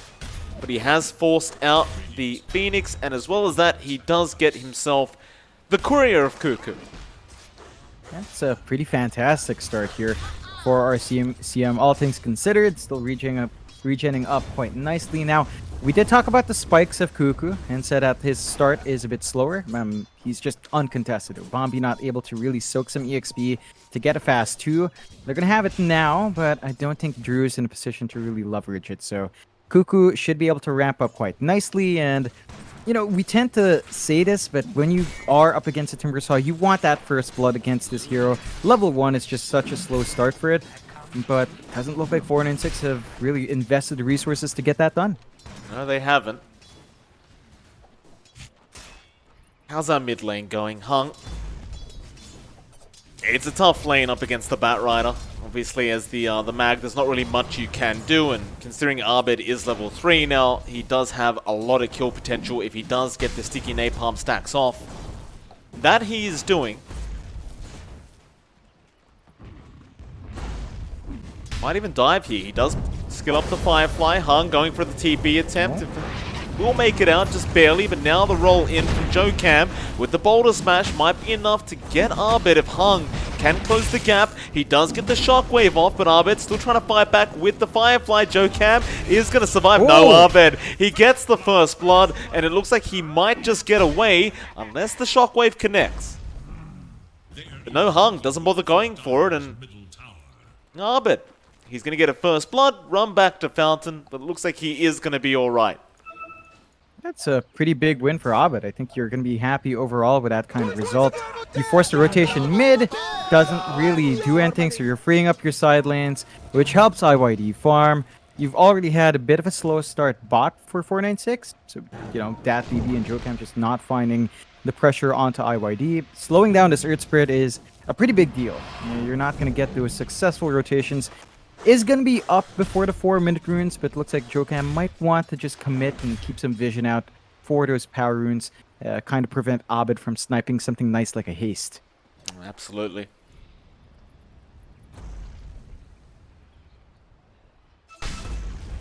Abed. He's actually going to get the haste. Oh, it is a haste. Yeah, he's going to get the haste, so he's going to go after Hung.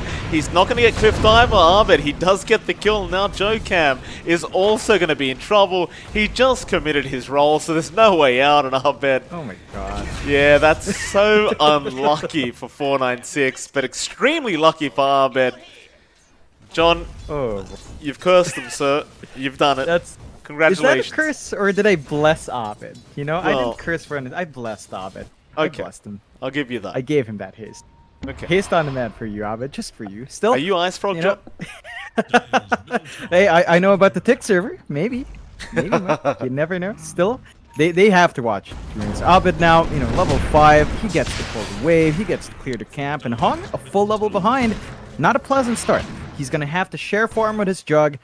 There is a lot of reliance now on the Snap, on the Earth Spirit, and even on CM to buy some space out mid-game, clear the jungle out, get some stacks going, because that's how 496 bounce back now. They're 2k behind at 5 minutes. That's pretty significant for the laning phase.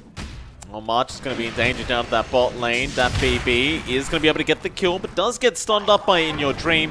Looks like they are going to be both fine as JoeCam going to try and get some harassment out, but with that Warcry armor, there's not really much damage you can do physically to the Sven. It's going to be alright. Well, mid lane, Zephyr is still having a look at Hung on the mag. It's like Hung is going to have some help coming in as well from the backside, and it's going to be Bombi, but here we go. The lasso is up on Abed. He will go after Hung. The skewer away, but he brings the Batrider with him, and that means he's going to be burnt alive as Bombi even is going to get dived here. Abed going to de-aggro the tower for a second. He'll get Bombi. That'll be a double and a mega kill streak now for the Batrider, and both of them survive unless JoeCam gets in, gets a nice boulder smash off. Almost gets Zephyr with it as well. Now, he does claim quite a bit of gold off Abed. But as the Batrider, I'm sure you are still very, very happy. Oh, you're just dancing right now. You went 5-0. You got clipped at the end, but you're making this Magnus lane living hell. You forced 2 TPs from supports. And no, you forced the entire offlane to go up there. JoeCam and DatBB kind of having to diverge towards that mid. Again, freeing up space for IYD, already has the Morbid Mask. Might have the Massive Madness already flying out. Yeah, he does. So that's like a sub 7-minute mom, naked with no boots, but after the bracer on top. Free farm Sven lane. And even that top lane, it's a Timbersaw lane. You know, Cuckoo is also finding some pretty darn good farm. A full wave ahead of Drew. So every single lane here being won out by Among Us, and 496, they're going to have to find some recovery. They're going to have to get some stacks up, play with the Magnus, play with the Empower to catch up here. Drew gonna go for a spin TP away into the mid lane, I believe. Just gonna join his teammate. RP is gonna be out. They've caught Arbed and they do not have Omni, but it won't matter. In fact, Bombi is gonna go down, but they got Arbed. That's the one they wanted. Cam now gonna go for a bit of a roll. He's trying to pick off that courier, I think, but he's not gonna catch it out. Zephyr is going to stick around that mid lane for a bit. Does have to be somewhat cautious though, because Drew now has hit the level 6 on the jug. But everything still seems to be going fairly evenly, or just better for Among Us's top lane. Cuckoo is still just split pushing the lane, just tanking the creep wave. There's not really much they can do to stop him. Looks like mid lane Arbed was looking for a lasso opportunity onto the jug, but doesn't quite get one. Yeah, you can see again, 496 are just forced to clump up a lot more early on, trying to counteract this aggression we're seeing from Abed. They're at the point where they can't really contest that Cuckoo lane. You kind of have to surrender to this Timbersaw, really early top tier 1 being melted down. They're not in a position to get their own push just yet, so all they can do is sit back, farm with this Empower, hold out. They do have 6.BB. We saw the first kisses not really line up too much. I mean, it did at least getting that one kill, but it's not really enabled any objectives. And that BB is just going to keep that bot lane constantly shoved in. But again, if they don't get these objectives, then there's nothing to stop Among Us. This is just free space for IYD. Mom in the jungle. He doesn't need a Battle Fury. He doesn't need Empower. It's a Sven. It's always just going to naturally farm a bit faster at this point in the game. That it is. It's like Cuckoo's also rotated down to the bot lane now on the Timber, just to make sure that lane does not get pushed in, and they'll just try and hold the tier 1 tower. Arbed going for a bit of a chase on the easy target of Bombi. Let's get a nice easy kill onto the CM. It's going to be a tough game for Bombi, as Arbed probably will just aim him every single time he sees him. Such an easy kill. Overall, I mean, this game's going just splendidly, right? Like 3k net worth lead. You pointed out the fact that In Your Dream is just freely farming on a Sven. He's going for that standard MOM Echo Saber build into the Aghanim Scepter and BKB, I'm sure. They're going to try and go on to Cuckoo now. With the Mortimer's Kisses, they might just have enough. Cuckoo is going to try and chain away, but there's no trees there. He is going to die. And at the very least, 496 do get rid of the Timber.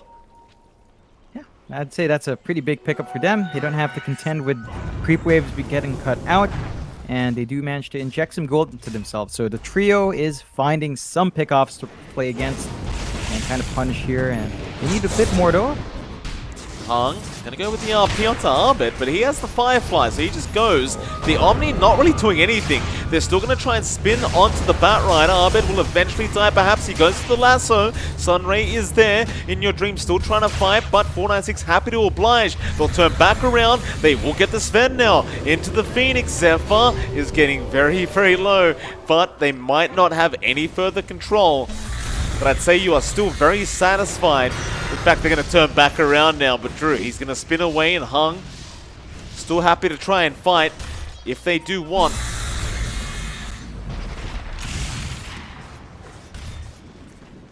But I mean, you got the Sven and the Batrider. You've got to be happy about that if you're 496. Oh, you definitely are. That drags the lead down to just 1k now for the side of Among Us. 496. This is something that we talked about from draft, but Drew is able to go for a bit more of a fighting build. The Mask of Madness tends to be more for farming, but with the Omni it can be for fighting, although... They're going up to Bombi. First dive in, Fortune's End is there, Bombi, he'll die. Now the egg comes out, that BB, he already committed that little shredder. So Zephyr knew he could get away with the egg, but it's not really going to lead to much. It's just a zoning egg here for Cuckoo and Arbed to get back to work on that tier 1 tower.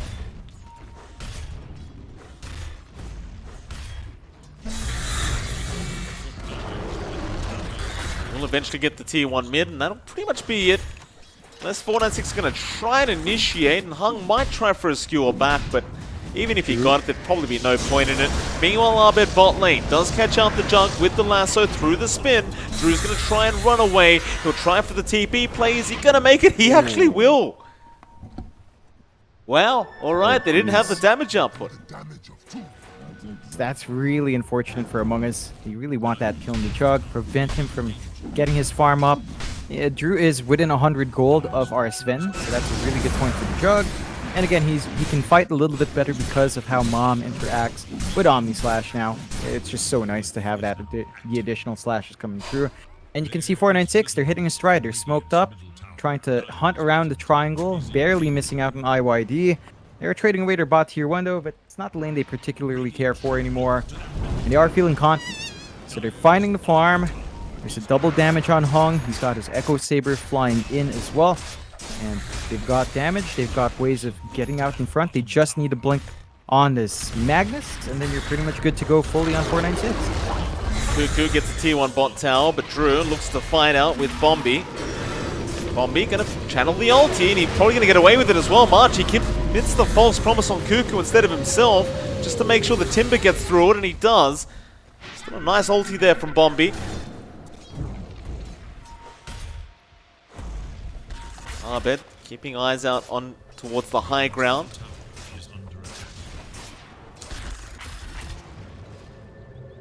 Looks like Among Us are just gonna decide to back off now. They've already got the objective they wanted. That'll be enough. No need to risk it. It's a huge rotation at the back line of 496 to try and prevent any further push. Now there is still a 3k lead here from Among Us. They're still fairly happy even with that support sort of trade a while ago. But I think one thing that's hurting for Among Us right now is the fact that, you know, Cuckoo's not really on a snowball start. He's still up there in farm, but it's all rather even between all of our cores. We're not seeing Cuckoo and able to cut through between the tier 2, tier 3 just yet. Does have his Hood of Defiance. That should simplify the process. But 496's response to the Timbersaw has been pretty apt, although Bombi might be a bit too far. Gets the D ward off. Frostbite seems to be enough to hold Cuckoo back. He'll be right. Yeah, they're still buying space out here. Blink for Hung is about 900 off. Again, once you've got that, easier time to land the RPs. You're always just empowering Drew, so he is keeping pace with IYD, although IYD does pull slightly ahead. And speaking of IYD, the Halberd is about to come out here. So just lacking the Talisman into the recipe, about 600 gold away from both. And once you've got that, the Jug has to be very careful with when he tosses his Omni. He can potentially toss the Omni while disarmed, and you're not having a good time if that happens. That BB gonna run into Zephyr. Zephyr gonna Icarus dive, but Hung is waiting. And he's gonna be forced to egg. He will not survive, however, the little Shredder will be more than enough. Abed gonna try and get some kind of kill into return, but the RP gonna be out from Hung. That's gonna be Abed going down. Uh-oh. Among Us, I'm not sure about these plays. It's gonna cost them if they keep dying like this.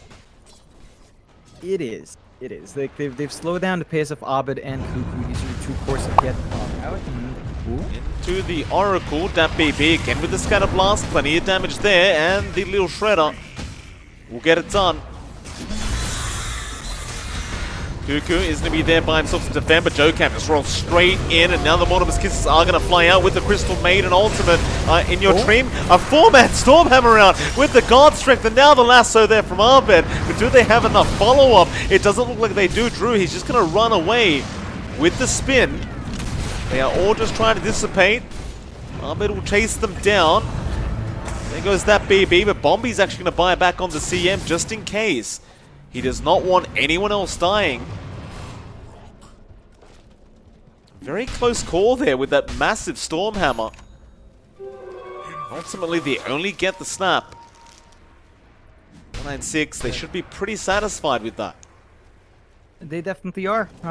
They still found a bigger end of the trade. They did buy back in Bombi for no real gains, but you're fine with that. It's just your pause 5. Among Us, though, they still hold on to a 3k lead, although... Ooh, wow. Hung. Brave. Almost melt suffer right there. And you are seeing this Magnus really start to flex itself, right? Blink, Echo Saber, Hung is really strong now.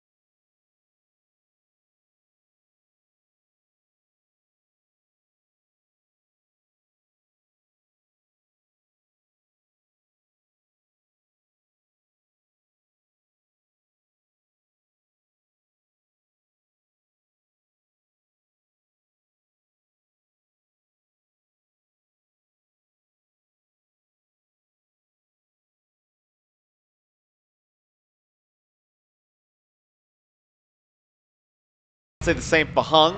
He's going to be forced to commit the 10-second BKB charge to not take too much damage from that flame break. I'm wondering where Hung was. I really expected the RP to come in when they saw Drew getting caught out. It just never did, and that cost them in the fight. They had their spells ready. They even had kisses on hand, but they couldn't line it up 496. And Among Us do manage to turn it. Like, they only expand God's Strength and the lasso, but no, not even the lasso. They hold on to the egg. They've got options here for the next fight. Second life up on IYD. BKBs are up. There is an MKB up on Drew, so there is additional damage now on your Chug. It's still rather even, though. I wouldn't say 496 is at a disadvantage. They just need to play with these spells. Hung, he's going to go for Arbit now down the bot lane, but Oh, misses the God, RP. what? Oh, just a centimeter too short there onto Arbit, and he's going to go for the lasso. BKB, TP out. Real shame there for Hung, as had he landed that, it would have basically been a guaranteed kill, but he does not. That's a massive missed opportunity. It's going to allow Among Us to kind of find more angles. Like, this frees up that top push. They're confident they can clump up now. IWD can kind of get the damage in if he wanted. Drew is alone. That's a pretty scary spot. He's going to have Omni soon, so it might be an opportunity. Spin TP. Drew's going to be just fine. One of the real strengths of that Jug always being able to push out while knowing that they just can't cancel your TP unless they had Lasso and Arbit, but they do not at the moment. Still tier 2 towers about to be traded between the two.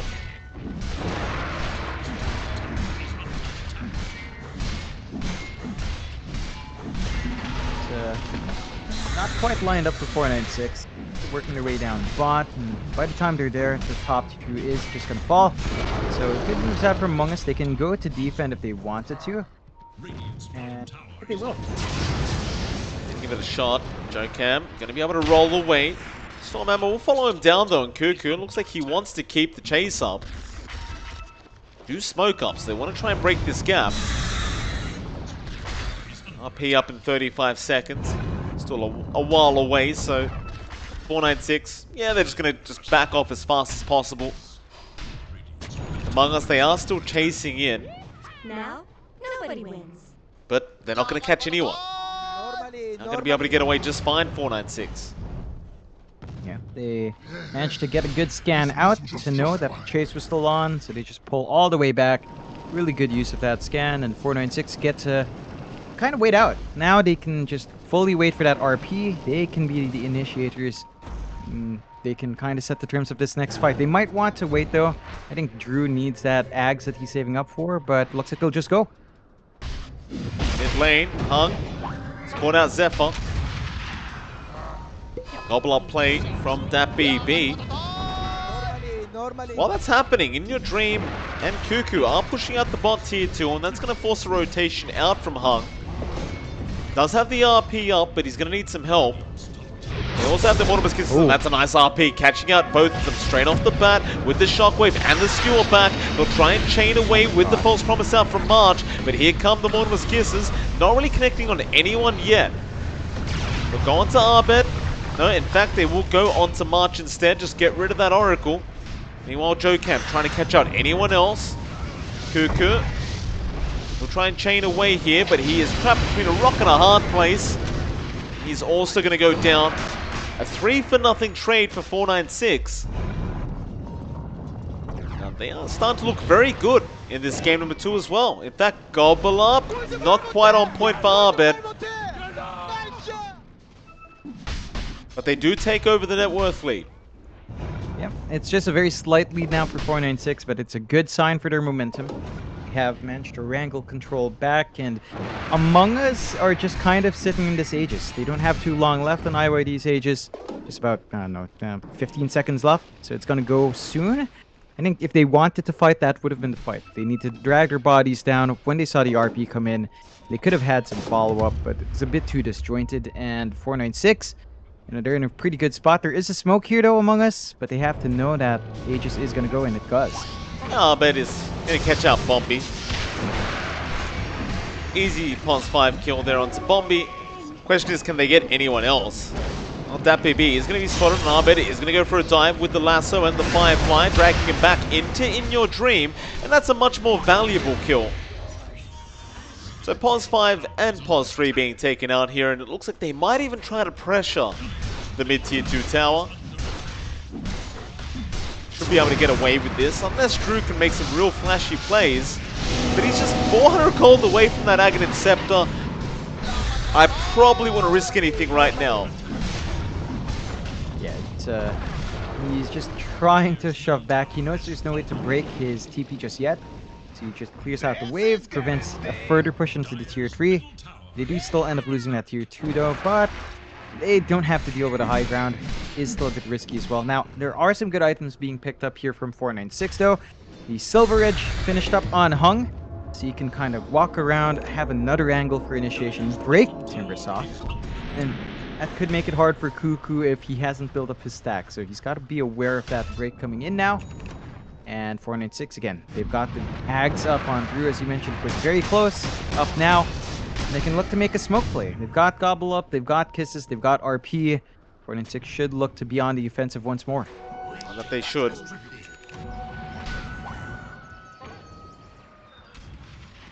Drew's looking very farmed up.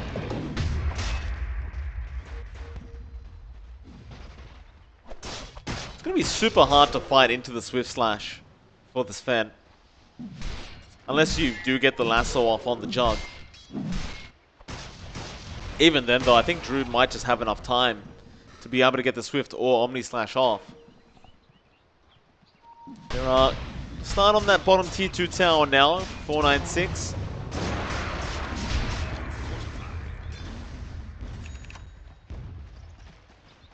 They're gonna throw their bodies out. Fortify was expended, so they should be able to get that done. Looks like, I mean, Among Us don't really have an objective to trade. They've already taken top and mid, so there's really not much they can do if they don't defend, and they don't.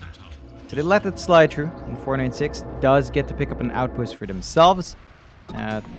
Is a bit too late, as, you know, we are well past the 30-minute mark, but that does give them access into that jungle. They've got a TP point to play with now. And they keep farming up. They're building up a nice little lead, or at least maintaining that 1k lead. I would like to see that reveal on the Silver Edge soon. I think you do want to use these spells. You've got a huge advantage over Among Us in terms of the overall team fight. And you need to kind of keep that pressure. So you look at IYD, Mike. Ags is up. It's going to be the AC next into that Daedalus. Our Sven is starting to hit those very big timers that the Sven tends to love. He does. I don't know if it's going to be enough against the Jug. That's my concern here for In Your Dream. We'll find out soon. I mean, the smoke is here. Arbet's going to have a look, see if he can find an easy lasso target. And he may just, as the smoke does break, that BB. He pops the BKB early, trying to chase somebody down. Will eventually just settle onto Bombi. Be a lasso down for the CM kill.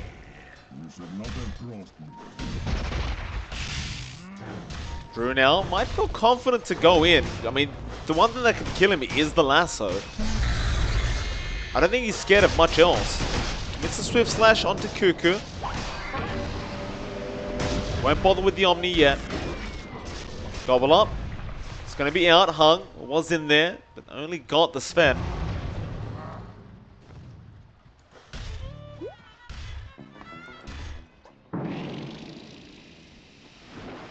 So that's going to be it. Yeah, it looks like 496 is not confident with a man down. I think they want to see him around. They have been getting some value from these freezing fields Bombi's been throwing out. And they just can't get an angle. Maybe this time with a Silver Edge hung. But Among Us have kind of splintered off now. They are doing the Roche, or at least Cuckoo's trying to bait it. He will bait it successfully. Drew will move over, but it's not going to really lead to much. Smoke up as well. Gobble Up is going to be out. They've caught out the Timbersaw, and with the break, they should be able to burst down Cuckoo fast. But the Omni Slash is there, going through two. The False Promise is going to save Arbed's life. Drew will spin, TP away, and In Your Dream will have to just settle for another. That'll be Bombi. So nice team fight out for Among Us. it looked like it started off pretty badly for them. The false promise from March really did save the day. Now they claim themselves a nice Roshan. It's going to be a really big objective for Among Us to take now. That's going to be the second Roche for Aegis Cheese on their end. 496. Maybe pulling a bit too much onto Drew now. Like, the damage output of our Jug is just not that amazing while the Oracle gets to live. You have to also remember, this is like a physical core against Sven. Right, like even with the MKB, most of your damage is going to be from your actual physical right clicks. And you have to remember, Warcry is 15 bonus armor. That just mitigates a lot that the Sven wants to pump out. You've already got natural tanky heroes here as well, like Timbersaw Cuckoo. He's going to get kicked back, but do they have the damage output for it? Well, they definitely do, apparently. It does go down. Cuckoo literally pushing a tier 3 tower by himself, maybe a little bit overly confident from him. Does get a fair bit of damage off onto it, but the rest of his team was pretty far back, and ultimately he does end up dying basically for free. Yeah, it's I mean, you're not going to question that if you're 496. You can be very pleased with grabbing that, and it does allow them to just kind of get some space going, but the lead for Among Us is still growing. It's up 3k now. Drew is still #1 in farm, so he's just making use of his Magnus quite well. Can just instantly buy out the Scotty, which should help the cause. At the very least, more stats, a nice slow. One way to kind of mitigate that regen that does fly through here from Among Us with this Oracle Phoenix. Can kind of work that into their way now, as they are trying to invade the jungle. Their scan does not reveal anything though. Like they'll catch anyone, but they might catch them on the low ground.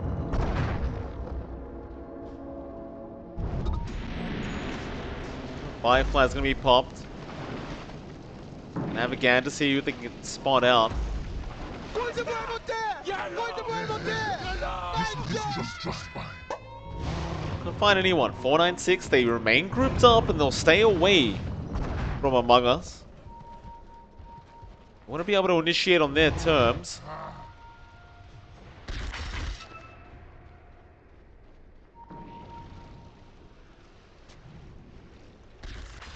The mid lane it is for the side of Among Us though. But Cuckoo may have been a bit too far. We'll get away with it. The Dream looking to initiate on the Sven. Won't be able to get it done yet.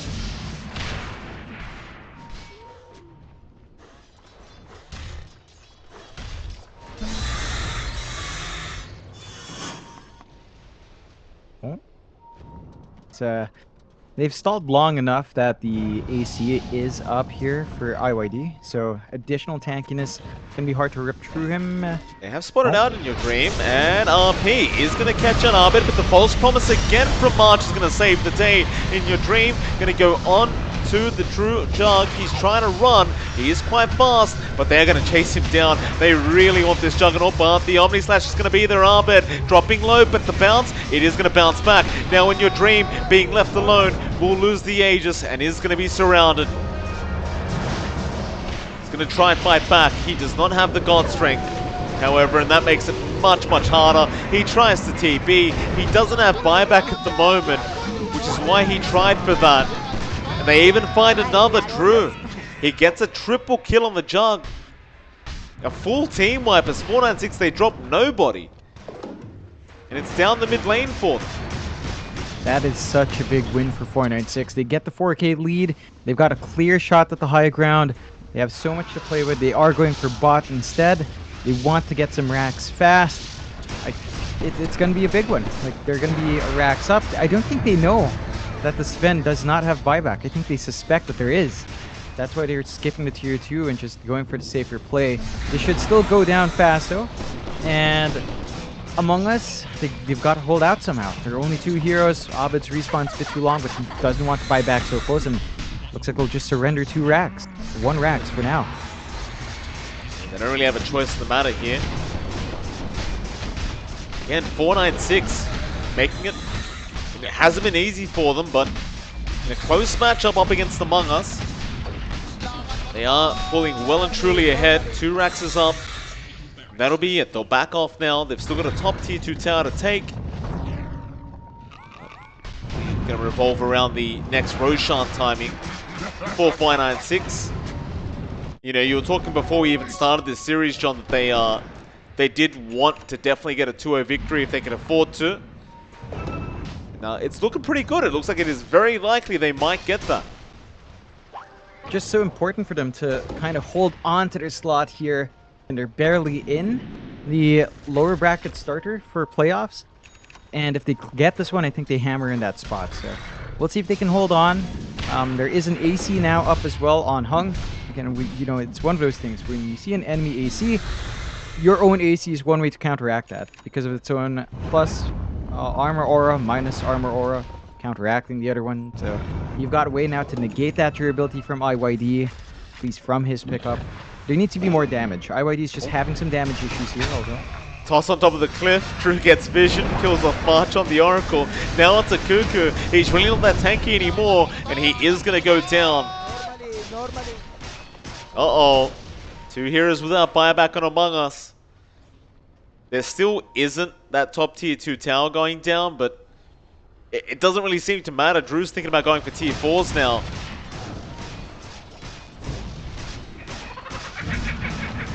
I don't like it. They just want the win. They're not going to take their time. They're not going to give openings. Can they execute here, though? They still have RP. IYD's got to find an angle if he wants to defend. He does. It's going to be tough. They are sitting the fountain right now, waiting for the right moment. They'll go for the lasso. They have March back up now. The lasso back into the fountain. Drew, he does still have the Omni. He will not get it off in time. March, or rather, Drew. FDB, try and blink out of there and does. Arbet. Let's go for the chase. So they might be able to get them here. Stormhammer in, they have caught out Hung. He'll try and just skewer away. Pops the BKB, but Arbet still on the chase. Will get turned on now by Hung, but he is definitely going to die in your dream, or maybe not. They do go invis, but no, it's not going to matter. And Drew, that last team fight, he got silenced by something. Invisibility. I'm pretty sure, because he had Omni and Swift Slash, but he did not commit. I'm Something not happened. entirely sure as well. I know there was a gobble up save from the lasso, but I'm not sure how that ended up. It's just so awkward now. They've got this exposed ancient, but their top set of racks are still safe as mentioned because of that tier 2. 496 need to execute a bit better. They did find the angle. You know, we said there was a lot of pressure on IYD. He delivers. They hold on. They are still 2 lanes down. There's still a 10k lead here from 496. And Among Us need to find a way to work this map back towards their way. There's not too much time left until the Magnus respawns. And again, you're stuck in the situation where you have a couple of buybacks back up here for Among Us, but they probably don't want to have to expend them. So they've got to get as much as possible while being a bit safe. Gonna try to get a mid-racks going.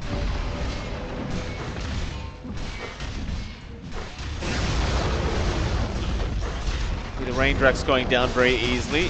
Swift Slash going to be out from Drew. He'll spin.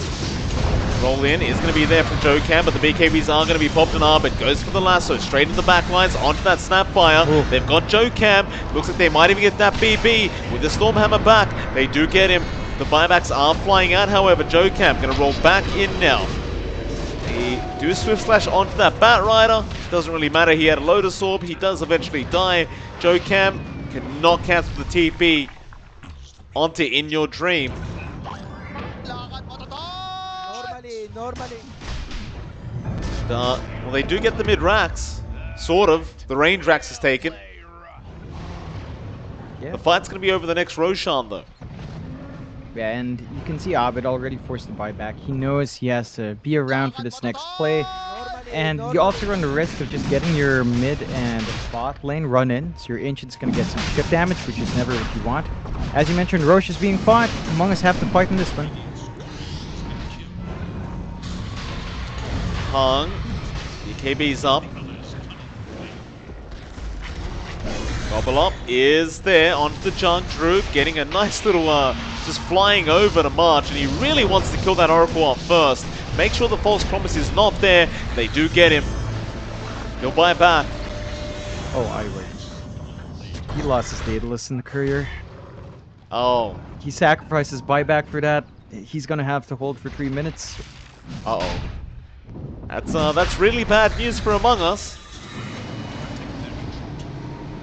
So they are kind of countering out this Roshan, but Drew, he's not giving up on it yet. He goes back in for it. Oh, roll in with the kickback onto the timber. Cuckoo is going to be in a spot of danger. Swift Slash is going to be out. Arbed, he's going to survive. Now YRP is there. They have caught out the timber storm. The Omni Slash is going to go through, but it's not really doing too much damage. Drew needs to get out. He's been stunned up by the egg. They're going to turn around on this jug now. That BB also being caught out with the lasso is probably going to die. Drew is still trying to fight, but he has been disarmed by March, and the Stormhammer comes in from In Your Dream. They are going to wipe them. The TP's back towards their Ancient now, as it is under siege by the creeps. While In Your Dream will rush for the Roshan pit. We'll go ahead and take it. Jeez, 496, just not lining it up. They lose a big fight. They lose their Roshan. That's the third Rosh, so there was an Ags upgrade on the deck. And Arbed stalls it with the courier. Of course. Yeah, he literally stole it off his team. I mean, he wants that double lasso, Mike. He doesn't trust his teammates to give it to him, you know? It is Among Us. There's always an imposter in their lineup. That is true.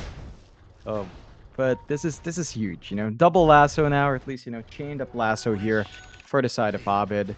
And 496, I mean, they're still in a good spot because of the exposed Ancient. They just need to actually get there. And now they're going to have to defend out of their minds once they respawn.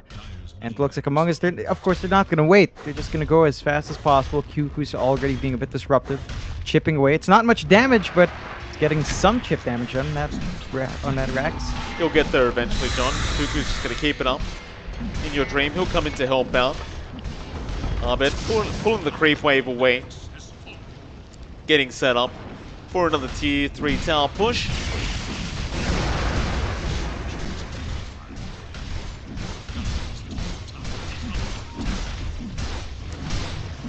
They will get the tier 3 tower. They are going to commit for that melee barracks. He will be able to get it. Now 496. Are they able to punish it all?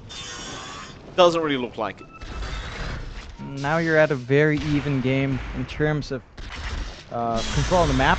So you've got 2 lanes shoving out for 496, 2 lanes shoving out for Among Us. And it's rather even for both. You do have a very big pickup here, though. I believe I did see your refresher come in, so that's going to be massive. But of course, that you do have to manage to actually get it off. And sometimes there's some early mana issues with that fast refresh. So we'll see just how much it can get done.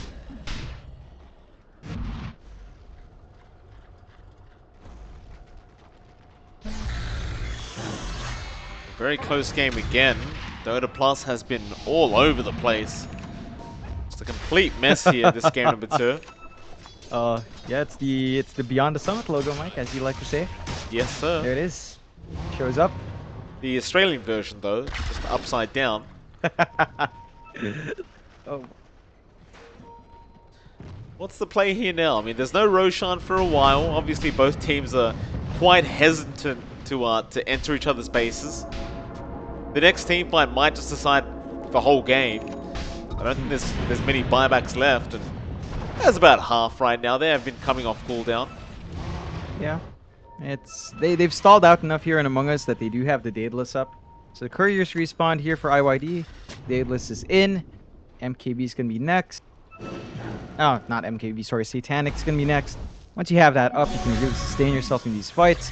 The drug damage output just does not feel great. Like, I look at Drew, you know, Scotty, it's all stats. There's no raw damage coming out here. Swift Slash, Cuckoo.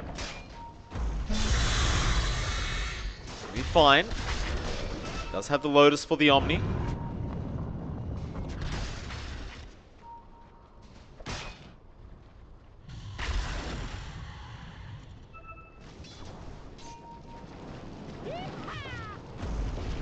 Both teams going to continue to avoid each other here.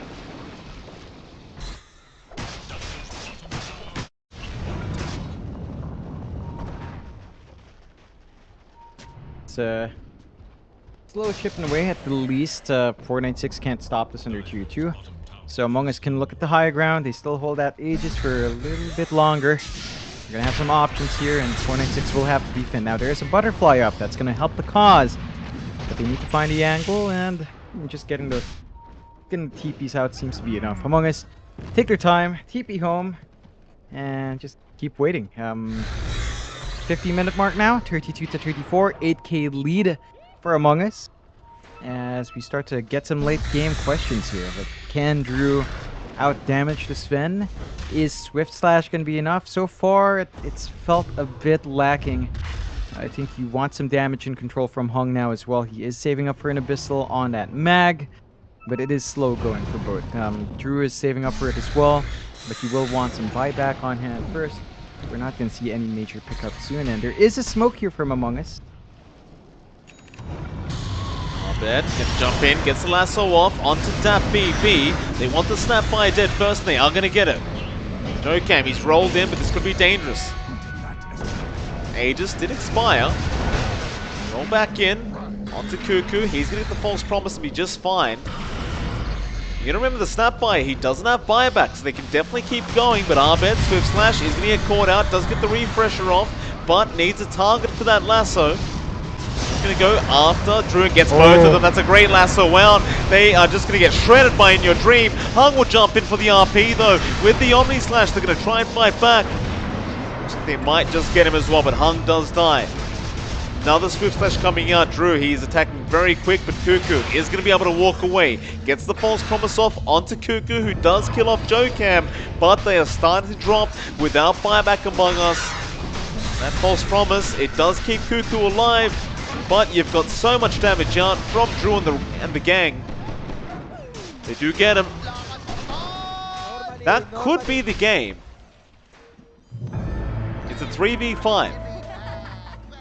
It's a tight situation here for Among Us. They throw their bodies out a bit too much. They don't respect that power from 496. They still hold on, but I think 496, they've already committed their buybacks. They might look for the all-in play. They should know God's Strength's down for a bit longer. The Egg's down for a bit longer. No double lasso to worry about. No false promise. The Megas. Ah. Okay, so not feeling confident enough to go straight for Throne in a 3v5. I guess it's fair, because In Your Dream is hitting like an absolute truck right now, but the Megas, they're going to be annoying to deal with, but it's not going to be the end of the game just because you got Mega Creeps here. No. They've got really good wave clear with a Sven, with even the Timbersaw. They can kind of handle those Mega Creeps. Drew will get started. The creep wave is going to come in, but there's enough time for the respawns to kick in. So Abed and March are going to be up. Second Life is going to be ready. Double Lasso is going to be ready for a little bit longer. I think they can stall those 20 seconds out. They will go for the Ancient though. Yeah, Drew gonna get started, has the Empower as well with the Lotus Orb now, straight onto the Ancient, and if he's allowed to do that, he does take it quite fast, but Abed, he's gonna be back up in 5 seconds, still they will just focus down the Ancient, and the damage is way too high, but In Your Dream, he's trying to fight back, they get the Phoenix, the Ancient's still going down, and it will, 496, they do manage to get the 2-0 victory over Among Us. This will do just fine. Very nice victory at that for 496.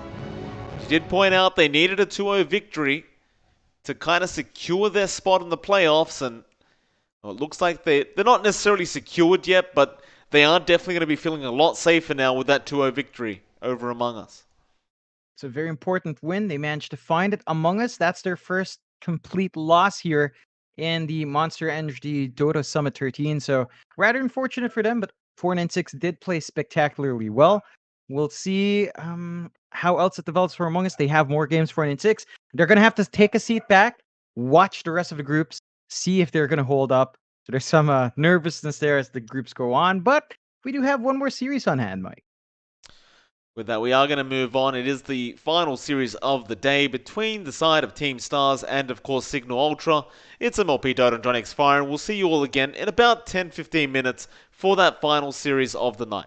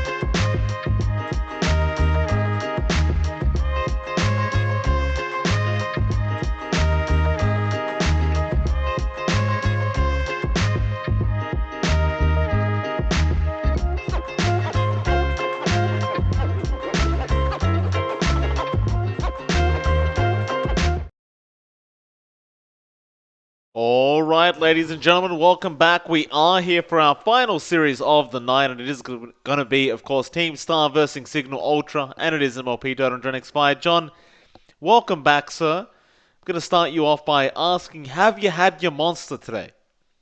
Yes, I have. I actually did. Didn't have time for coffee because I kind of broke my mug. Kind of slipped. But had my can of Monster. It's chilling in the ref. I kind of go back and sip it because I like it cold because it's so bloody warm here. But it's nice. It's the chaos flavor again. You know, I don't know how to describe it. It's just pretty darn nice. Not too sweet, right? you know, pretty good for you, Mike, and keeps you active. Of course, Monster Energy is our sponsor. It is the Monster Energy Dota Summit 13, so it's always nice to have him, and you know, it's good stuff, Mike. Keeps you active.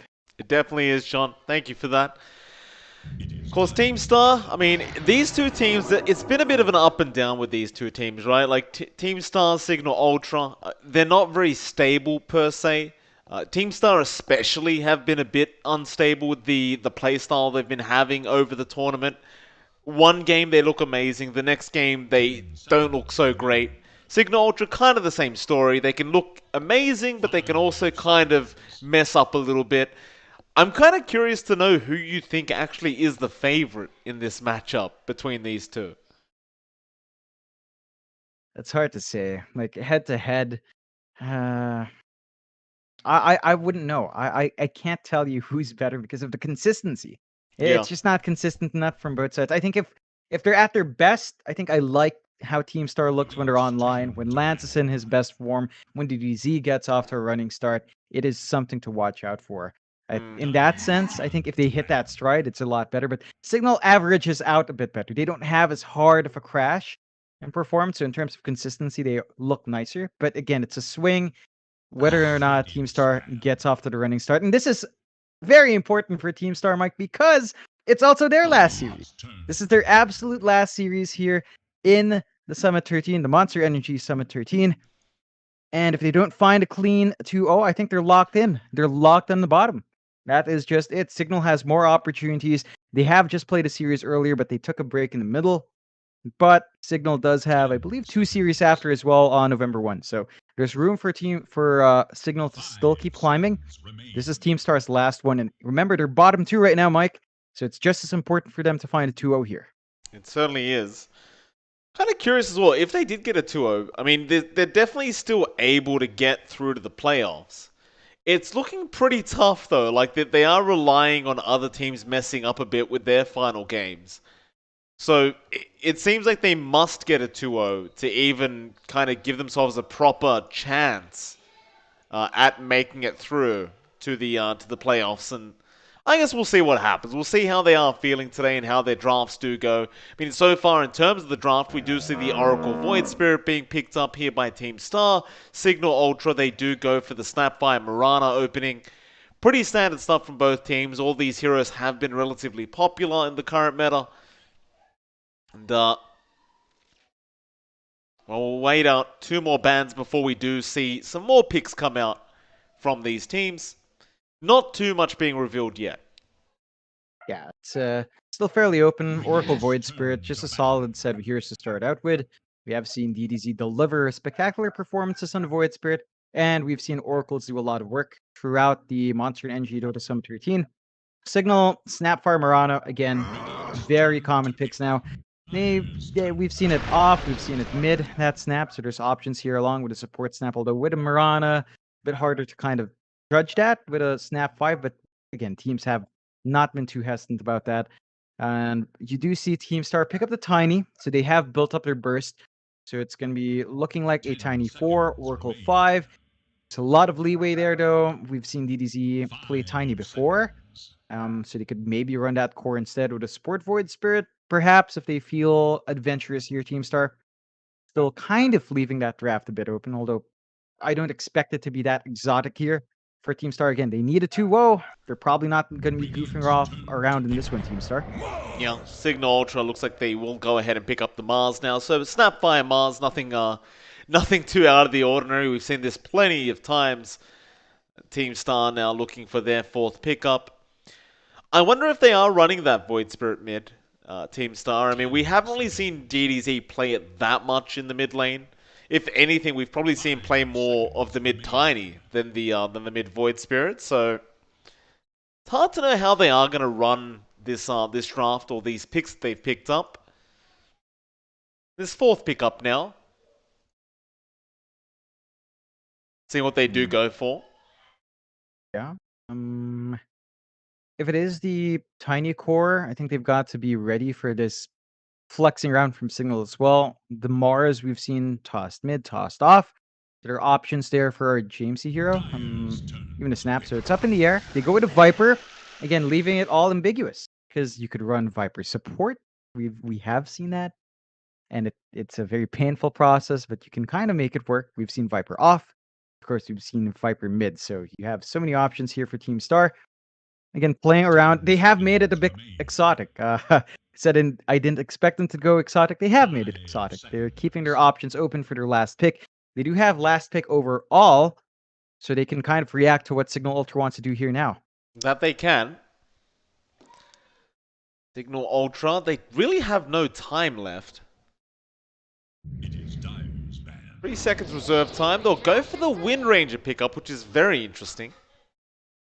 Do see this come out here and there. It's a bit more of a niche pick, I would argue, but I guess it is a very flexible pick to make because it won't necessarily be in the mid lane, though that is how it is looking right now. You do have 3 potential mid laners here for Signal Ultra. Into the Viper could be a bit rough to play the Wind Ranger, but I guess in the laning phase, if anything, you're probably going to have a decent enough time if you believe that the Viper is going to be mid here for DDZ. Again, yeah. it just doesn't strike me as a DDZ kind of hero though, the Viper. He's it seems like they might flex the Viper and throw it off lane or something like that. So we just haven't seen it much. No, we haven't. We'll see. I think you're on the ball with that one, which means the Wind Ranger for the Viper pickup probably not going to work because you're not laning against it. We have seen that before, though. We've seen people dodge that out with the Sport Viper, and it's reminding me of yesterday's series that was Boom versus Signal, I think. So, you know, it's this time it's Signal's turn to pick up the Wind Ranger. They were the ones trying to run the Viper yesterday. Yeah, so they kind of saw the Viper. They're like, all right, our Wind Ranger can handle that. Call it out. And the question is, who lanes where? I think even if you have this Void Spirit mid or Tiny mid, Wind Ranger does have a good time. So in that sense, Signal should be locking in there. But what do they pick now? They do go for Terrorblade. So they at least have a solid core. And we haven't seen that in a while. No. Right? It just keeps staying. It's either banned or just never picked up. But it does slide through in Signal. Terrorblade into Oracle is always a bit strange. Like if you're going for offensive swaps, you never know what the result is. But you do have options here. There is some good magic damage though from Team Star. Void Spirit, Tiny Viper can sort of melt the Terrorblade early. So I'm not sure what Signal Ultra wants to do here. That's kind of why I was saying wow when I saw the Terrorblade. It's like they've already got the answers for the Terrorblade. So it's very intriguing kind of pick to make here for Signal Ultra. Maybe just a comfort pick, perhaps for a bat on that TB. We'll see very, very soon. Team Star now, seeing that Terrorblade, should be able to just draft something for themselves that is going to be able to beat out that Terrorblade later on in the game. You would have loved to see the Morphling if you were Team Star, but they banned it up themselves before the pick came out, so you won't have that option. What else is there, Team Star? They still have a minute to really think about this and make their decision. So many position ones already banned down, however.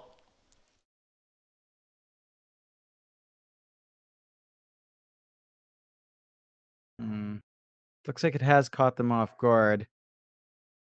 I'd say pause one.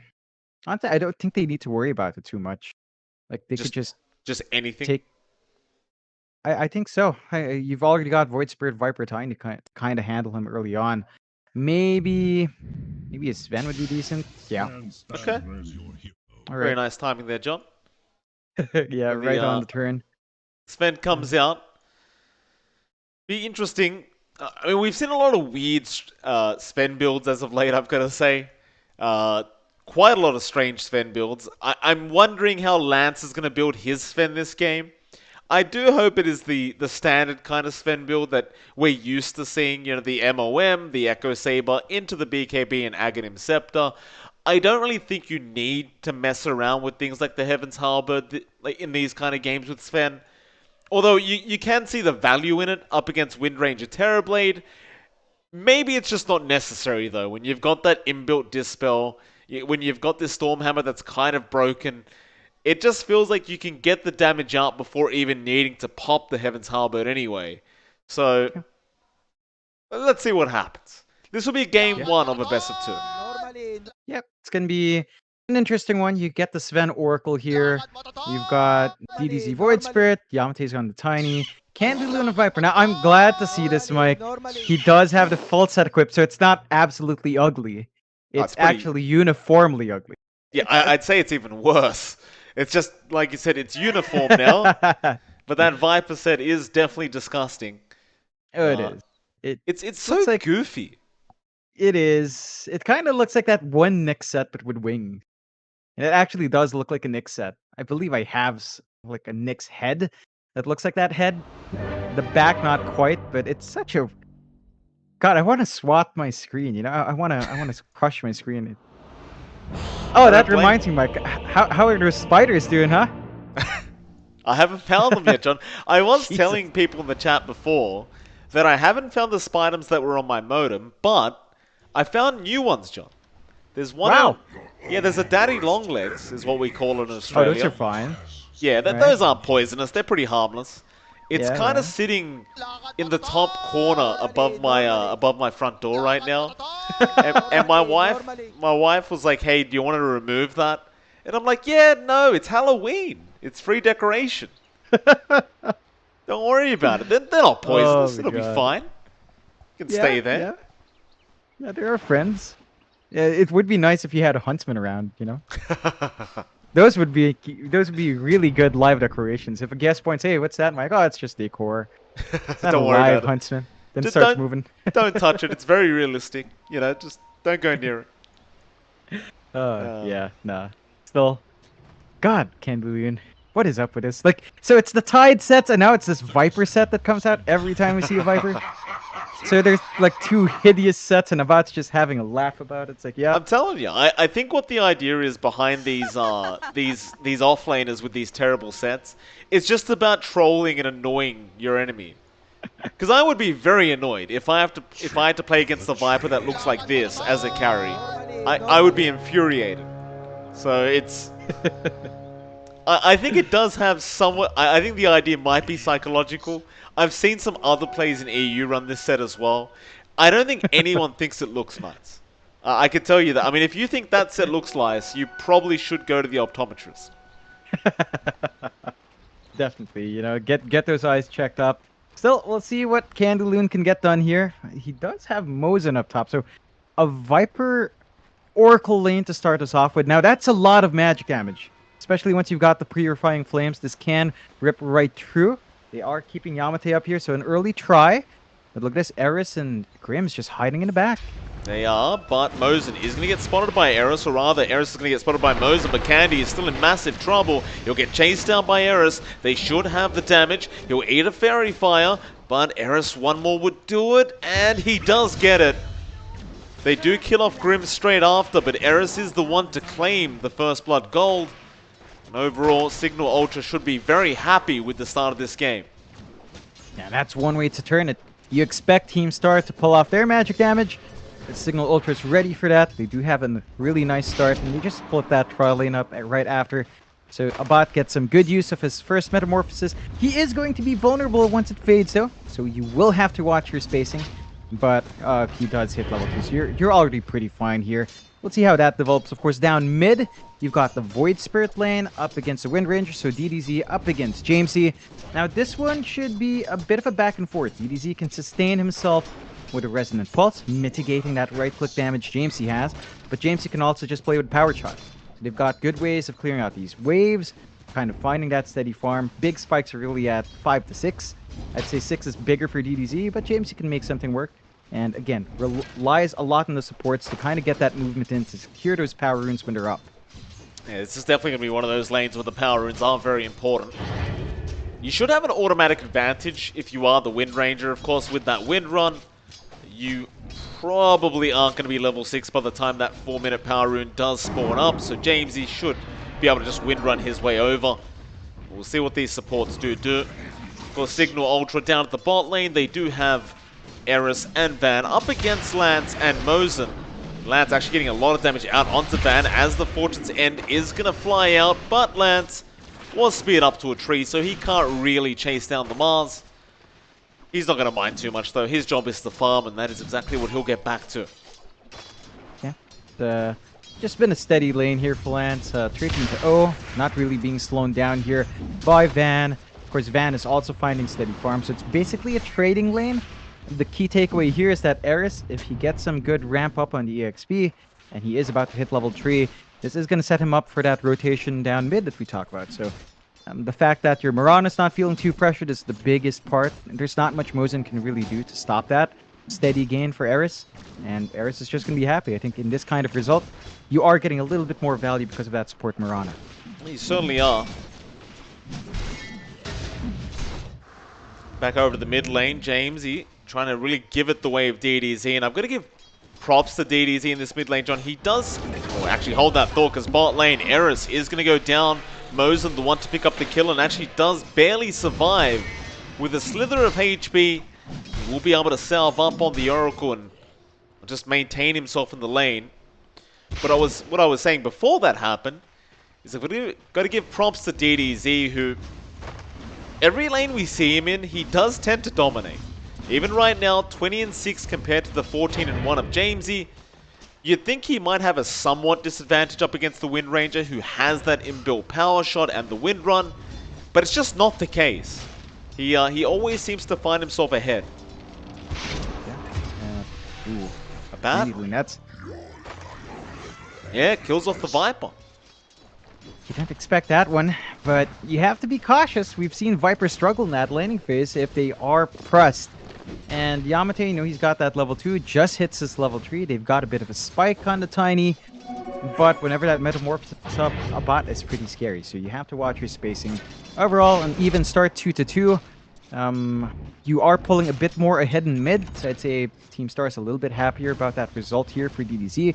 All they need to do now is to have DDZ get that smooth ramp up to 6, and then start to look at making plays by the time he hits level 7. That he does. Eris, bot lane again in a lot of danger, but the spear from Van is going to save into the arrow.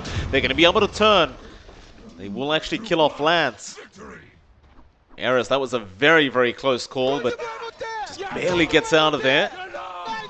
He's actually going to be able to rotate and take the bounty runes away as well, so Star, they do lose out on quite a lot down at that bot lane just from that one play.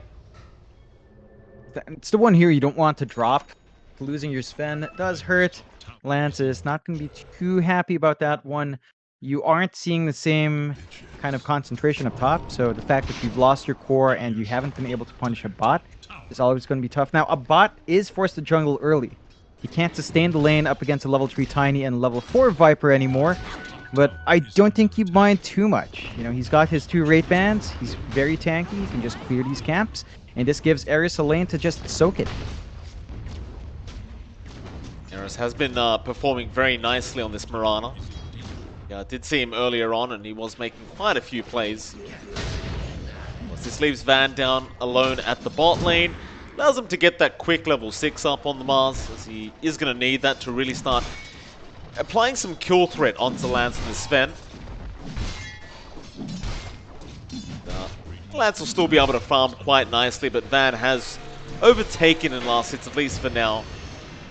Looks like Mosin will come in and try to annoy him a little bit on the Mars, but he's going to be just fine. I think he is a bit too tanky to actually take out right now. Meanwhile, where's DDZ? What's he up to? He's got a double damage rune, and he's currently rotating through the Dire jungle, trying to maybe set himself up a kill. Looks like he's not really going to be able to find anyone, though. Still has that level 6 up, wants to go up towards the top lane now, maybe trying to pick off Eris.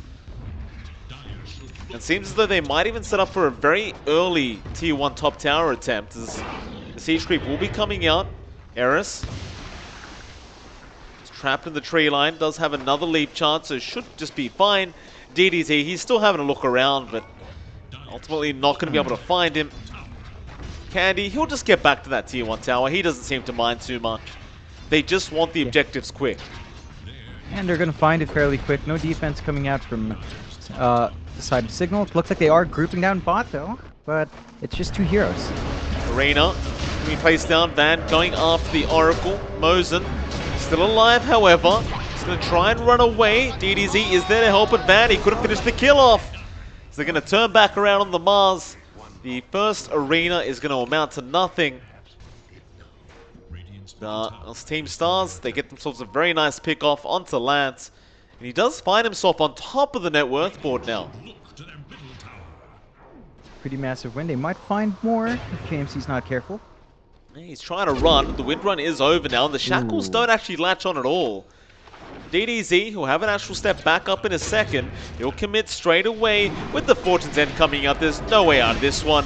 Mosen will be the one to take the kill on the Oracle, but they won't really mind too much. I mean, it's just the Wind Ranger dying is more than enough, I'm sure, for the side of Team Stars. Yeah, they're really happy about this result. 4-3, 1k lead being maintained. Top tier 1 taken, while Signal cannot find a push just yet. They're keeping their tier 1s in fairly good shape here on the side of Star.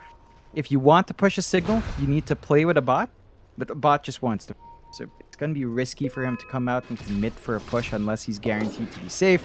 And Team Star doesn't mind. They have a Sven. It naturally farms a bit faster. It's always going to be just slightly ahead. Mask of Madness for Lance just about done.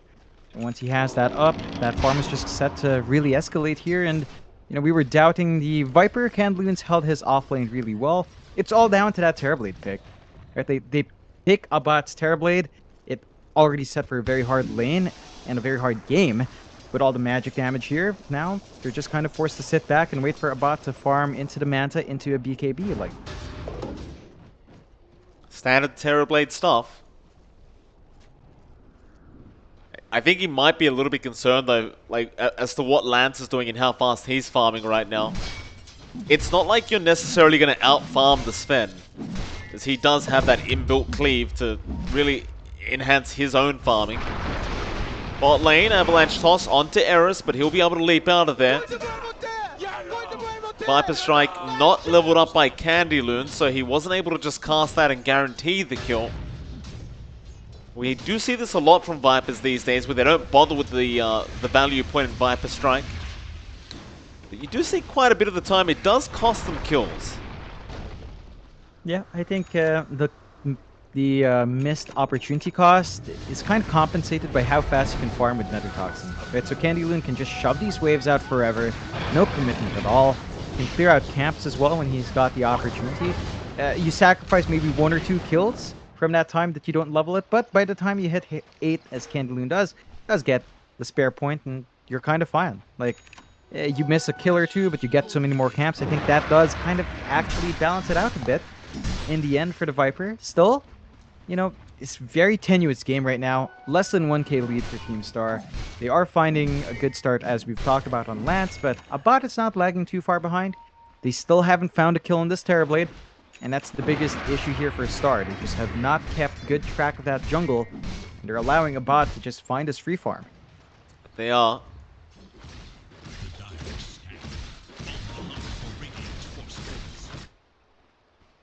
Yamate smoked up with DDZ down at the bot lane, ready to go. Eris very close to breaking that smoke, so DDZ going to turn around, but does not get the Aether Rim to lock on and cops an arrow.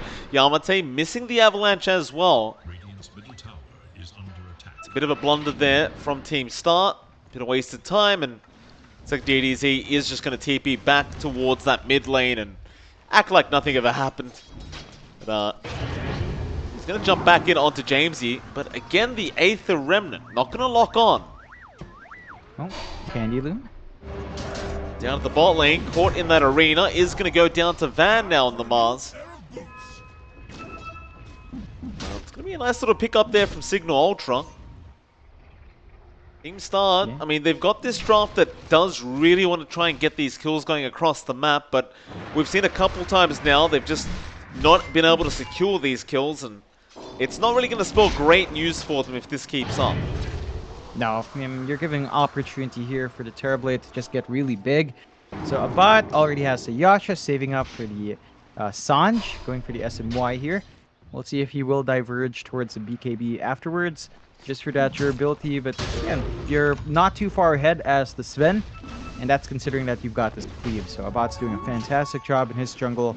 His supports, his other cores are buying out a lot of space. Team Star, You need to really think about that for a bit. Like, they have not been as active with DDZ. He's found a couple of kills, but they've been happy enough to sit back and farm. They will make a move on that mid-tier 1, but there's an opportunity here to defend. They do only send Eris. They're trying to trade the bottom tier 1 instead. But they are.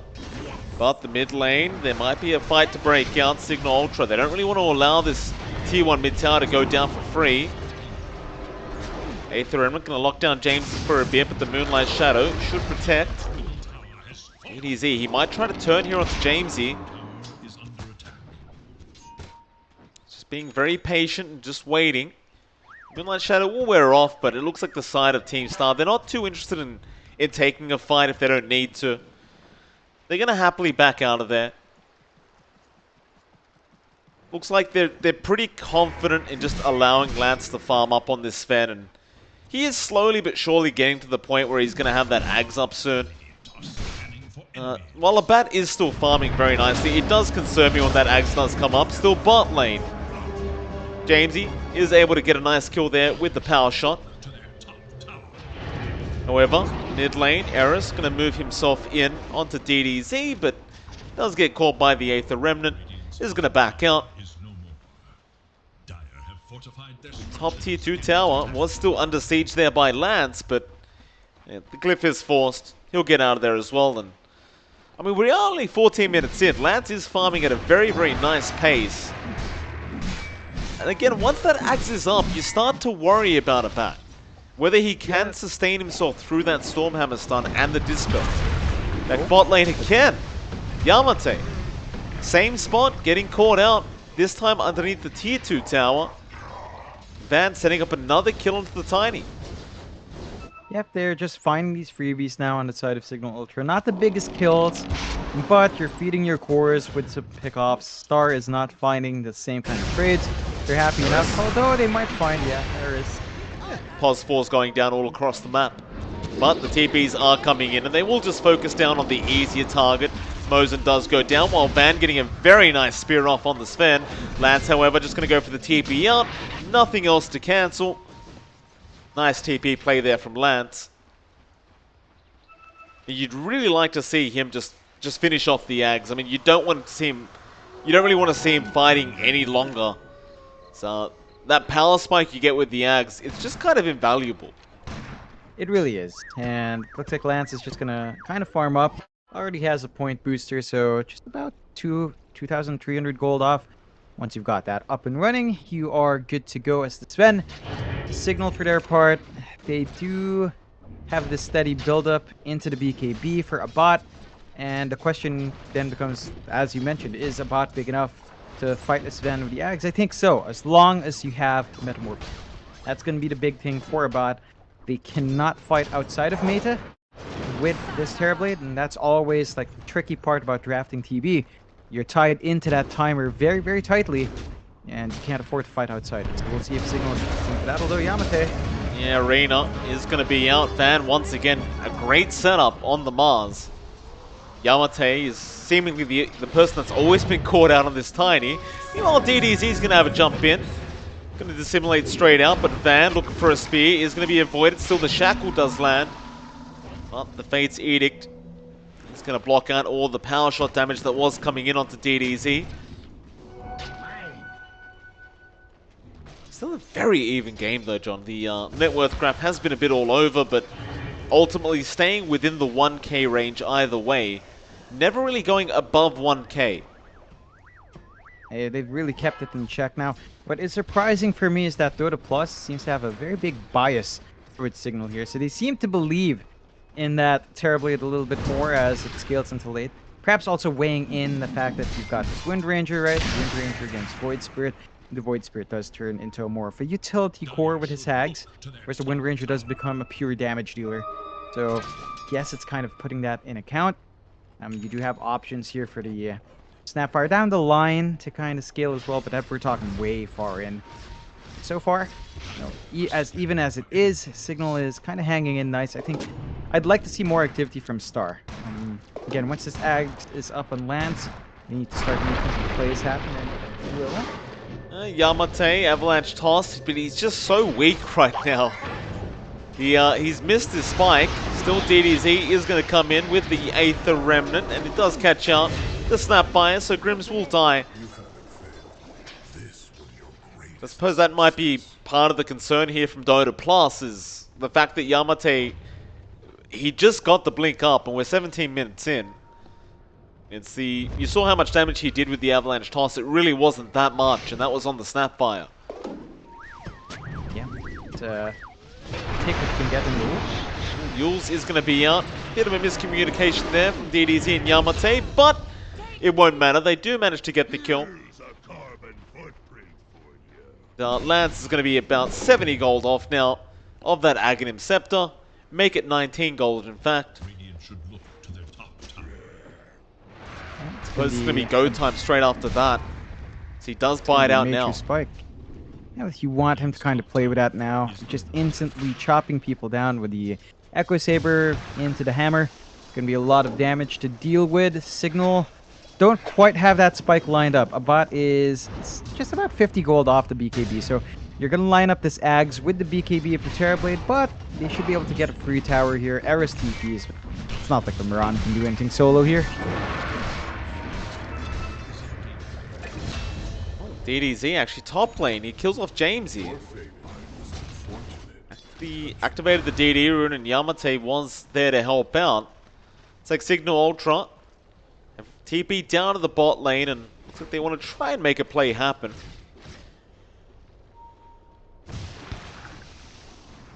Nothing going to come out of it. Eris, ramping an arrow. Mosin caught out. He tries to survive this, and Candy's going to help with that glance. He will jump in now. That'll be Van going down. Nice little pickup again from Team Star. Where is Abat? He's just so quiet on this Terrorblade. Yeah. Just farming. That's what you want from your Terrorblade, though. Farming up a Storm. Does have the BKB. Fresh 10-second charge. Going straight to the Daedalus. So you're just opting for the damage next. We'll see if that's going to be enough. You have to worry about piercing through an Oracle, though, as they do go in. Shackles is there, but doesn't latch still. Mosin is going to be targeted, but he does false promise himself. About with the BKB. Going to go back onto the Sven with the kisses flying out, and that's a lot of damage on Lance. He's just perma-stunned. And does eventually die. I suppose that is going to be the importance of the BKB on the Sven now. Is you just can't afford to be stunned that long when you do rely on hitting people. You definitely don't want that control to come into play. Really good fight coming out from Signal, just holding out there, managing to make that work. Really good use of that first 10-second charge as well on the bot. And more. Yamate going to go for an avalanche toss on the Wind Ranger, but Van is going to catch out Candy on the Viper. Power shot does not land, but Abat is going to have the follow-up damage on the Terrorblade. That'll pretty much be it. The Tier 1 tower also went down. I suppose we're starting to see why Dota Plus believes that, that Signal Ultra is the one that has the higher win chance here. The recent engagements we've seen, especially with the Abat involved, just haven't even been close. It's been hard to come out against this Terrorblade. They've just left the bot for so long. And we've been talking about that from laning, but they needed to take over this jungle. They haven't really hunted him down while he was vulnerable. And now they're facing the consequences. You're going to have to deal with a very fast Daedalus for a bot. Already has the Crystallis up. So just lacking the two parts. The part and the recipe left. They are going to try to go for a tier 2. Lance does force the God Strand for that, but Fortified to stall out. I don't think Signal's going to defend though. Should be a free objective here for Star. Looks like they're trying to trade the Signal Ultra. They've moved down to that bot lane. Jamesy is already pushing out the wave, getting ready for the trade attempt, but the TPs are coming in from Star, so they don't want to allow their own tier 2 to go down. Shadows take us.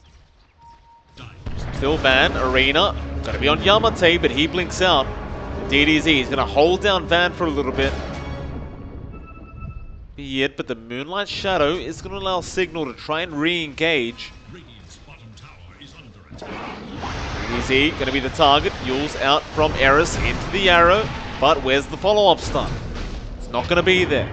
Back DDZ now, gonna jump back in onto a bat. He pops his BKB and gets Sunder off onto Candy. That'll be it, I think, for Signal. The BKB down on a bat, they won't really want to go any further. DDZ, he wants to try and clean up. Arrow again going to land with a spear out from Van, but Yamate is trying to catch out another target, and they will, in fact, find Grims. Does go down on the Snapfire, but that is pretty much all they lose. Not too big of a deal. And say you're still happy as Star. You managed to defend your tier 2. You took the top tier 2. Signal could not find a trade. They did have to pop the 9-second charge on a bot this time around, so they didn't manage to get anything done with that. And they're going to be forced to wait out for these next item picks up. So Star, finding a bit of ground here to play with, are saving up for Lance's BKB, still hitting some major strides. The Ags as well for DDZ, just about 500 gold off. That's going to be a major power spike for Void Spirit. Once that gets up and running, it's going to allow him to get some good silences in and should break up how Signal fights you. Van, gonna get jumped on here. DDZ is there with Yamate. The Avalanche toss will do it. Because you've still got a lot of burst potential here from Team Star. They are going to look for a bit more now. Mod Strength has been popped in the Roshan pit. Lance, while Van's down, wants to try and sneak this Roshan, but it is going to be spotted out. Meanwhile, to the north, DDZ and Yamate are going to catch out Eris. There goes your Marana. Back onto the Roshan it is for Star. As well as that, the Ags on DDZ going to be a pretty nice spike for him. Yeah, the silences are going to make it so much harder for Signal to come in. There is a Daedalus up on a bot, so you can hit like a truck. Issue is he has to play around with him. So they can't come in with the numbers down. Good first Roche of the game going away with Lance. Gonna have that Aegis on hand, means that he can play forward. And Signal, they do maintain that slight net worth lead, but this is mainly under Terrorblade. A lot of the farm under other cores are lagging behind. Like JMC has not really moved past this MKB for a while, still saving up for his own BKB. Van as well has been stuck on his blink for a while, and they need a little bit more to come out here. They need to try to split that farm up. We've seen Terrorblades in this situation before where all the gold's on them, all the pressure is on them, and if they don't have Metamorphosis, then you just don't have a fight in your hand.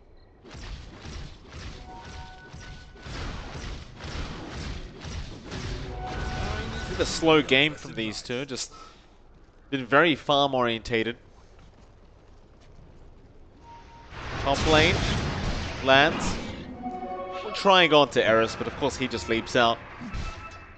Looks like the side of Signal now want to go for a fight. Onto Mosin Van goes with the Arena. Arrow is going to follow up and stun Mosin up, but they don't have the damage output yet. But a bat, he does come in now onto DDZ, but they've already lost Jamesy on that Wind Ranger. Still DDZ copping a lot of damage, but he's making a run, and a bat is just tunnel vision on this Void Spirit. Everyone's tying around him though. Yamate is going after Eris. Meanwhile, DDZ has still bought so much time for his team. Will go back onto the Terrorblade now. Mosin gets the Fortune's End off. Lance gets the Stormhammer in. And well, a bat is a bit of a sitting duck. He tries to turn onto DDZ, but he does get away. Yamate is still keeping tabs on Grims. Oh, he's cookied, but it's not to the low ground. Oh, mess of a team fight there for Signal Ultron. A bat, he really wanted that kill on the Void Spirit. Just did not get it. He was blocked by a creep. He was trying to run forward, but he was literally blocked by a creep. He didn't sidestep. He didn't. That costed him so much. If he just took a step in front of that creep that was chasing, or if he just denied that creep, he would have found that kill a lot faster. Maybe help out his teammates, but costly fight for Signal in the end. Team Star is going to be dancing about that. Very, very good engagement for them. They still hold on to the Aegis, and they've still got about 2.5 minutes on that Aegis. So Lance is in a very secure spot. He is saving up now for his MKB, and your Sven is just growing bigger and bigger. Signal, they need to find a way to start these fights. Their best bet is the Arena, but Van has not been on point. He's catching the back line on one side, but Signal forces the fight on the other side. There needs to be some coordination here in the execution of Signal Ultra's team fight.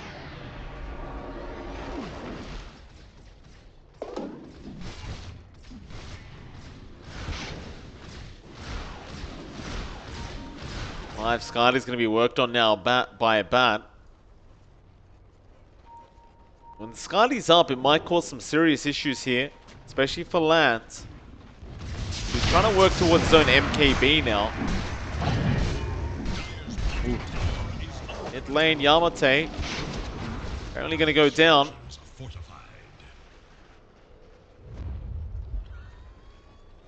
They will smoke up as well down to the bot lane.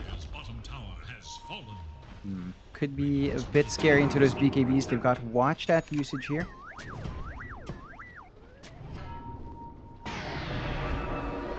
Bot just walks into the remnants as well, so now they know. One of the real strengths about that Void Spirit, being able to place the Aether Remnants down like that and scouting out smokes. However, Mortimer's Kisses in the back lines. EDZ breaking the smoke, but a great shackles out from our Wind Ranger.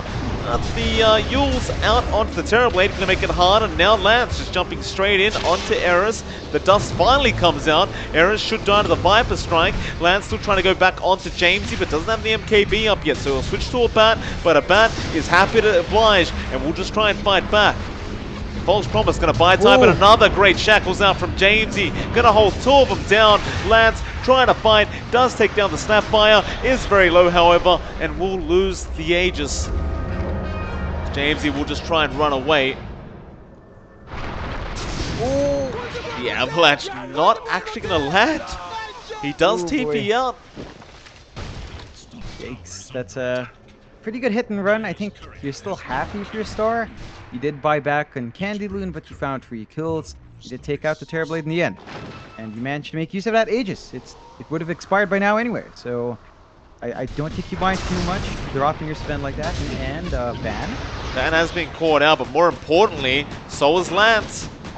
It's a much bigger kill to take for Signal Ultra. You're not going anywhere. You're not going anywhere. Eris now, Yule's out, does catch out Yamate, but Arrow was not available at the time. DDZ going to jump in now with the silence. Yamate looking for a target with his Avalanche toss, but Jamesy, he had the BKB up.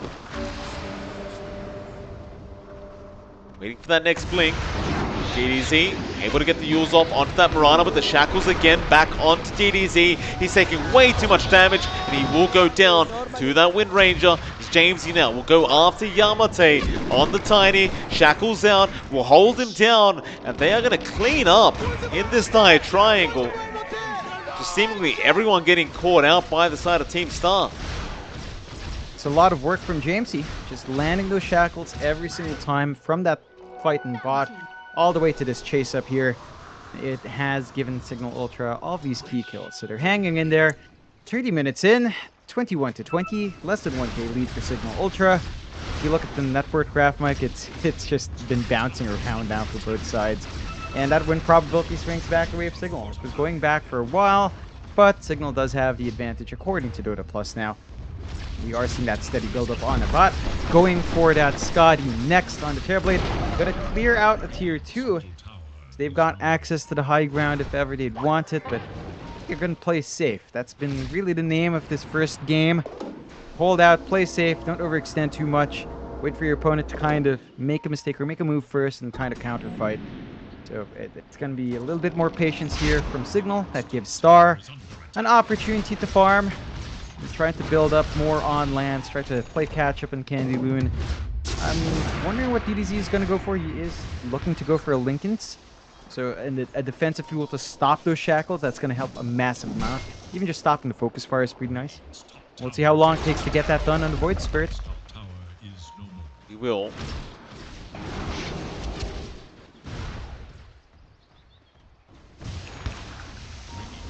That he's going to pop the meta. He's going to go after that tier 2 tower.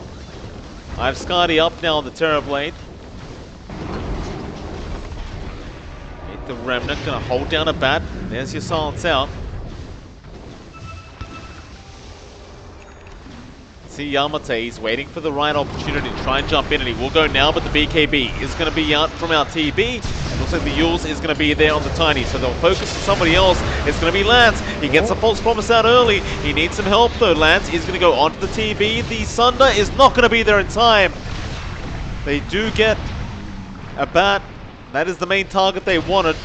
Lance, however, does die to Jamesy. Yamate now does jump in. Avalanche not really available though. He's just trying to go for some auto attacks. DDZ, he'll kill off Grims. This Mars is probably going to die and does. Van does go down. Eris will TP out. He is the only survivor for Signal Ultra. So Team Star cleaning them up. It's always these messy back and forths, this time favoring Star. And Signal now going to have to go back to the drawing board a bit. Now, for Star, there's not much on the map they can take. There's no Roche just yet. It's going to be about 40 seconds. They do have maybe the mid tower they could try to shove, but they are all a bit too far out to kind of converge there. So they're going to have to sit back and wait. This is an opportunity for them to farm up.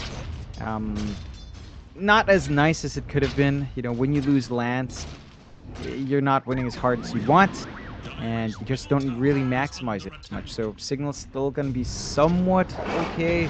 Still not too pleased over DDZ. He's going to try and go onto that Mirana. Let's get one silence off. Eris going to hold out. Does go down.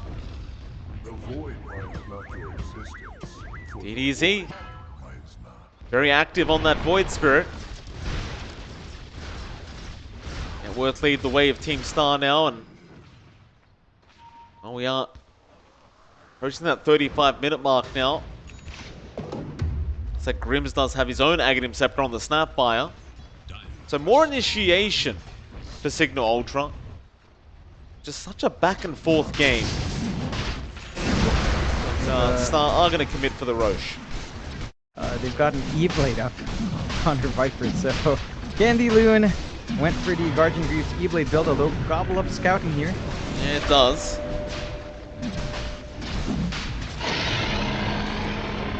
They do get the Aegis into Yamate, who gets the Yules off onto Van, but he's going to BKB up still. DDZ going to jump in. He'll go into the back lines. He seems to want the Wind Ranger. Arrow, it's not going to land on anyone on a bat. He does not get stunned. He pops his BKB now. Going onto Lance. It's a lot of damage. Do they have a false promise? They do, and it will be there in time. In fact, Lance will Stormhammer back to the low ground while Candleloon and Yamate trying to fight a bat. A bat is very, very low right now on that Terrorblade, but it will get the Sun drop onto Yamate.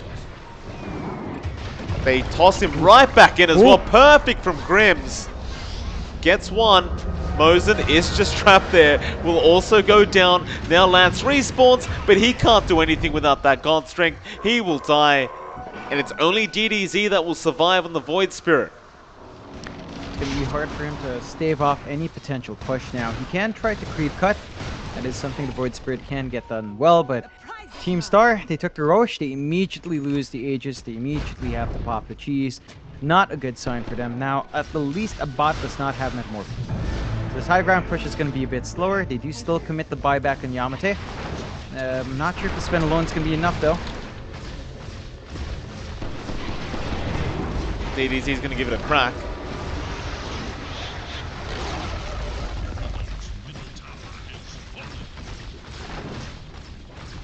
Bat. Midrax going to go down fairly quickly.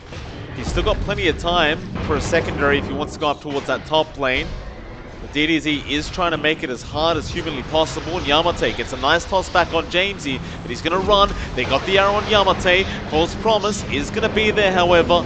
That'll mean Yamate does survive, or DDZ does go after a bat, but he does BKB TP away. They only have the option for Grims. Arena, going to be dropped. Van will jump back in onto Yamate and the Tiny. Getting low, but DDZ once again trying to help out. Does get the Aether Remnant onto Van, but he has to be careful because Jamesy is around the corner, ready to help whenever. Grims, meanwhile, on the high ground for some reason, is going to get Avalanche tossed, but DDZ is going to get caught out. Let's go down, but he does have buyback just in case he needs it. You're really happy now for your Signal. You take a set of racks. You did force out the buyback in the Tiny earlier on. You managed to really hold out there. You're in a good spot now. Satanic's just about to be finished up in the bot. So your Terrorblade is really starting to take over here. 5k ahead of that Sven. They can easily look to swing towards bot or towards top. We even got a Princess Knife. It's perfection here for Signal. Everything they could ask for on demand, and they are hitting that point where they're scaling. Like our draft here from Star, Candy Loon's Viper. We talked about this a couple of times, but it does taper off, and it does feel like it has. Like this shotgun is not bursting down anyone. It's really just preventing someone from dying. So it's like a stall item here, the defensive tool. It's not been doing enough. And even DDZ, he's trying his best. He's got the Ags. He's queuing up Divine. He's just wanting to go for damage now. They are having issues burning down these heroes on Signal Ultra's side. It's just not coming out from Lance. Like, he doesn't have a Daedalus. He has the MKB. He's going straight for a Silver Edge, which still won't help with his damage issues. So I think that's going to be a consistent issue for Team Star until something comes out. Bottom lane, Grims being caught out, but Eris is going to be there with the Yules. Gobble up out as well from Grims into the Cookie.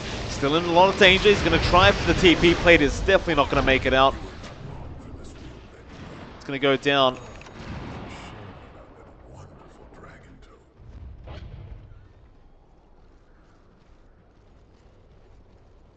It's a 4k net worth lead here for Signal Ultra. It's pretty much it, though. not like, as much. It still feels like it could go either way, right? Like, it's just one of those games. 5k at 39 here in 40 minutes is it's not so good. We're talking about maybe one major item on your big four. Jamesy getting caught out again, this time on the Wind Ranger. Yep, it's small plays like that that you can punish here for Star. So they drag that down to 3k. Again, very even across the board. This is going to stall out seemingly into the next rush. Neither side is confident enough to force bigger engagements. There are still objectives for Team Star to look for outside the high ground. They're not able to really transition to a big high ground play despite having this long respawn on JMZ. They should be able to at least take a tier 2. They are partially smoked. They re-smoke as well. Really want to find something here with a numbers advantage. That they do. They kind of have to, just based off how this game's gone. Oh, Lance, what are you doing? What? Why? His smoke didn't pop. Yeah, maybe just a quick reaction. He probably just came out of the fog of war and just didn't realize he was still smoked. I mean, it is one of those things, though, right? Like, it's like, you know, you probably shouldn't fall for that. No, I think Mosin was in front. That's the thing. I think the Oracle spotted the illusion. Unless they're not communicating. I suppose it's not a big matter. They're not going to force a fight now. The respawn for James, he's going to be up, so Signal might be looking to make a play. Roshan is still 2 minutes out until we find out how long the actual respawn will be. And we'll see if the teams will be able to kind of scout that out together at the same time. Team Star, despite being a racks behind, are still holding out well. They've caught back up and farm. 2k gap now is all that remains between them and Signal. DDZ still has the Divine queued up. They might just be looking for the straight buyout on the Divine to fix their damage issues. Silver Edge is still being built up here by Lance. Candy Loon is going for that Lotus Orb for utility. So that's probably what we'll be seeing next, but a Signal, they might be looking at the high ground now with their full lineup here. Gonna give it a shot.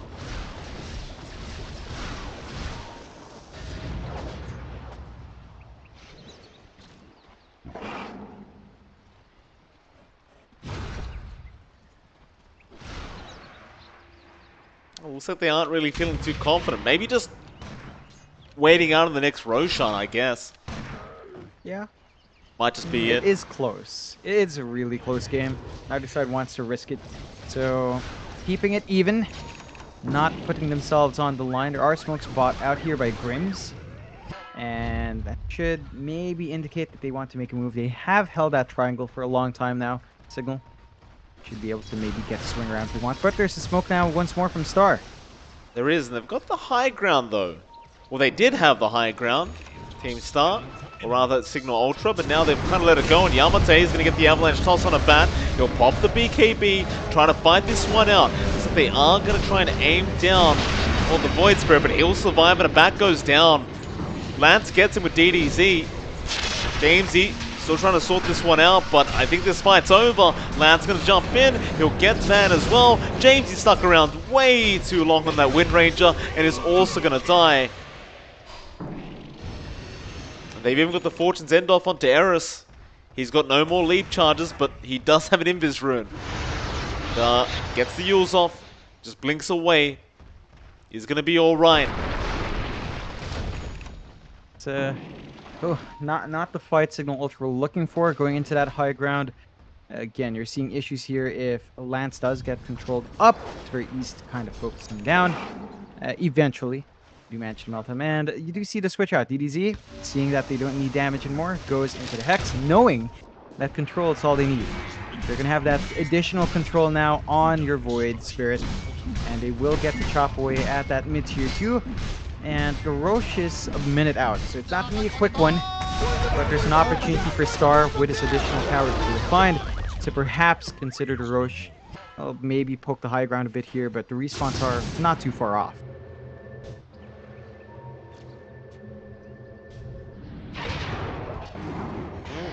DDZ, bot lane, has caught out Eris, does have a Scythe of Vice up. Can hex him up with the follow-up silence again, but Eris have one leap charge. Arrow did land as well.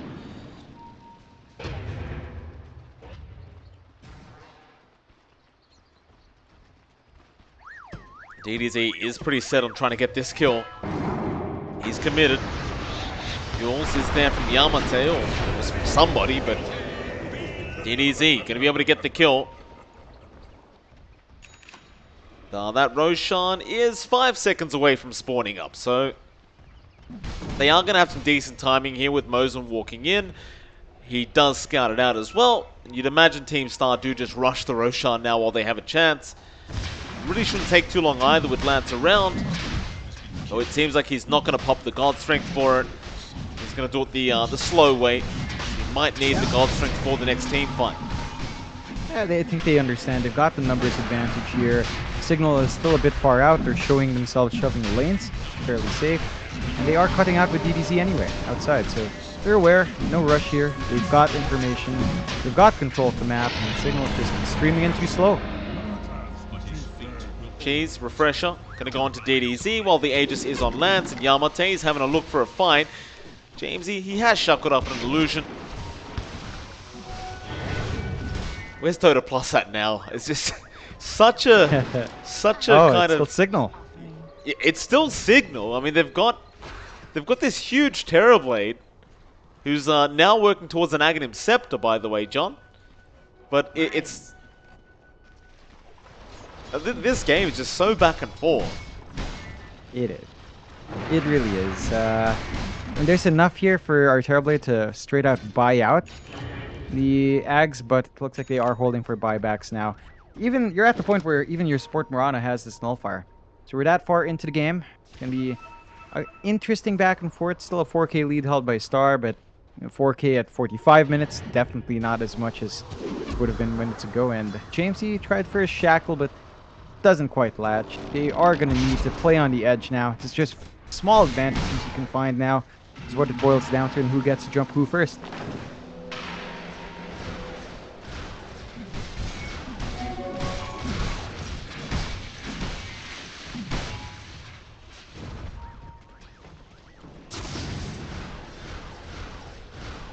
They approach the high ground though, Team Star. They feel confident to be able to do it. Oh, that Goblin. I don't know about that. On top of the cliff, Lance will jump in, will take Van out immediately. Now, well, they don't really catch anyone else out quite yet. Van doesn't have a buyback available. Yeah, it's time to go here, Team Star. You've got the numbers advantage. You've got the Aegis. You've got the cheese. You've got the refresh. You've got all your spells. You know there's not going to be... they refresh on Lance immediately. They want the God Strength ready to go. Fair enough. Going to look for the high ground. See if they can find someone first. Oh, yeah, DDZ going to jump in with the silence, and the Stormhammer going to dispel the Yules.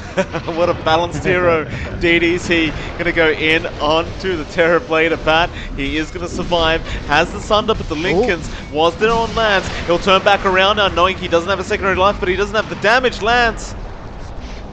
He'll respawn with the Aegis. He did not use God's Strength. He'll have it for this life.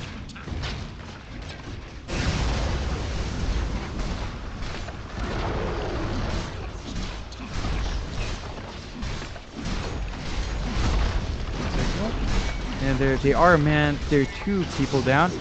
Can't really clear. Shackle, though.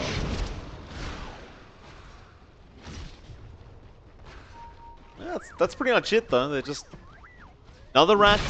Time to back off. Now I'm wondering, Mike, how long till the next Rax, huh? It's been very patient for both teams, working their way on these objectives. Although, yeah, Yamate gonna get hit by the gobble up and is probably gonna die, and does. Jamesy able to take the kill. so they've left the gem on the deck, though. It's an Have they? interesting. Oh, spot. Yeah, they have. they have Just two? there. Okay. Yes, No they don't problem. have slots. Yeah, we're at that point, right, where slots are starting to be a lot more valuable here, and that's pretty nice. Even the courier kind of misses out. I don't know if they'll realize it in the end. They've got their own gem, actually. Gem has a gem being shuffled in. All right, sure. Sweet. They could have gotten a free gem, but he's bought one now. It's a bit Yeah. of a shame for his sake, but what can you do? I guess you're just gonna take what you get. Yeah, still. Signal now are eyeing the high ground. There's 80 seconds with no time in. A bot can rip through these objectives if he wants to. That he can. Even the refresher orb now up on a bat.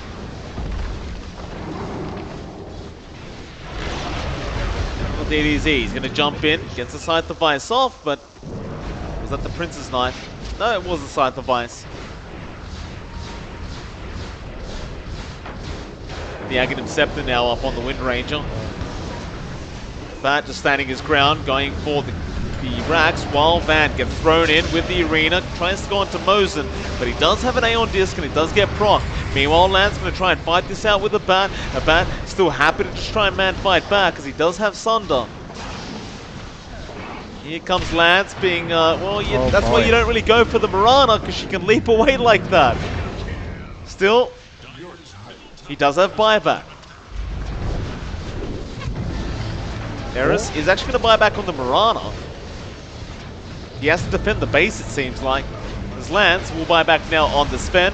Mosin is being chased down, but will survive thanks to the false promise. Now the jump in on the Wind Ranger, they do kill her off. Aban needs to just fight this one out on his own, it seems like, but he's trying to make a run for it back onto Lance, but he'll Stormhammer back the other way, and it looks like they have, maybe no, the Sunder is going to be there in time. Aban is still surviving, but not for long. Team Stars, they will kill him off. Looks like the Snap will be able to TP on top of the high ground. They don't make it happen, John. Signal Ultra. They can't go high ground, apparently. They did take the bot melee racks. I'd say that's still a pretty good win for Signal. It's just very, very steady, and they buy back on Van. So they're expecting a defense to come in. They still have a tier 2 bot, though, so they can't get Megad, but they're probably worried about mid kind of evening out here. And it looks like Team Star, they do have that in mind. They just want to run down mid. DDZ. They're... Oh yeah, there it is! Finally! Yes, thank you, DDZ. Indeed. Maybe on the wrong hero, but I guess DDZ may as well get it done himself. So he's the one that's 14, 2, and 17 right now in the Void Spirit. May as well. Look at that. He's got the Orb Destruction as well. Good as Gonna help. Tier 4 towers, yeah, screw it. Straight after the Tier 4 towers. The game's gone long enough, says DDZ. Gobble up. Not gonna land on anything. They are going to chase. Van will go in with the BKB, but Lance will turn around.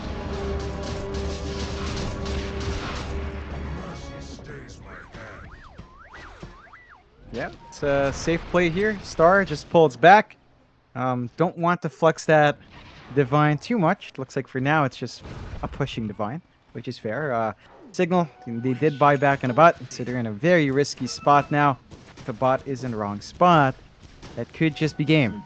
They've got to watch their positioning. They are now 22k behind, and Team Star must be feeling confident. They just need to be a bit cautious with DDZ. He is fairly big. He hasn't died in a very long time. But if he does die, then you lose a Divine and a Terrorblade, or even a Wind Ranger with Divine, or even a even a Mars with Divine. That is a very scary prospect. Absolutely.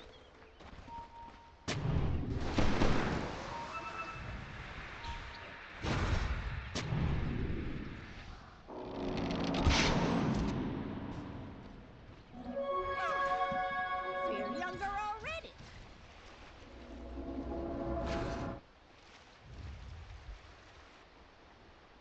Smoke up now from Star, perhaps looking to hunt down with that Divine. Now there is the Ags up on a bot, so since he bought back, figures he might as well finish his item. That Fear is going to be nice in the Metamorphosis. We'll see if it's going to make a big difference, but Star, they don't really have the best info. So the smoke, it is a bit blind here.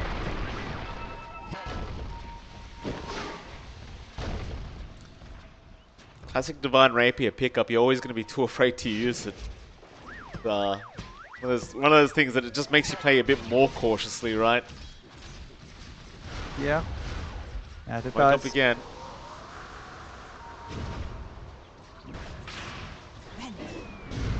Oh. Bobble up misses, Shackles misses, Arena misses, everything misses. Mosen is going to try and run. He will have the Aeon Disc proc with the Shackles out, but here comes DDZ jumping on that Wind Ranger, and it's a lot of damage out from him. Back onto a bat. A bat, what are you doing, sir? Why did he... He's under Jamesy.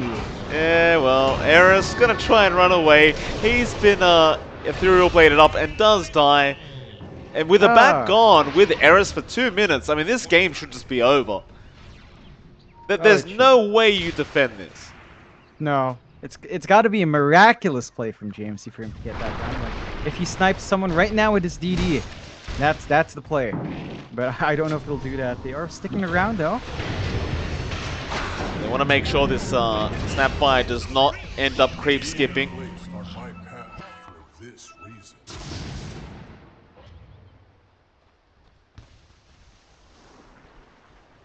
Van. This should be the high ground. The pinks are coming through. James, I mean, it's a 2v5 with the Divine Rapier on your Void Sprint and a 26k net worth lead. Yep. 3v5. They should go. Lands. Come on. Gonna get caught. Has the false promise out from the Oracle. And of course, DDZ just really wreaking havoc with this Divine Rapier. James, you're gonna be forced to BKB and run. He's gonna try and buy time.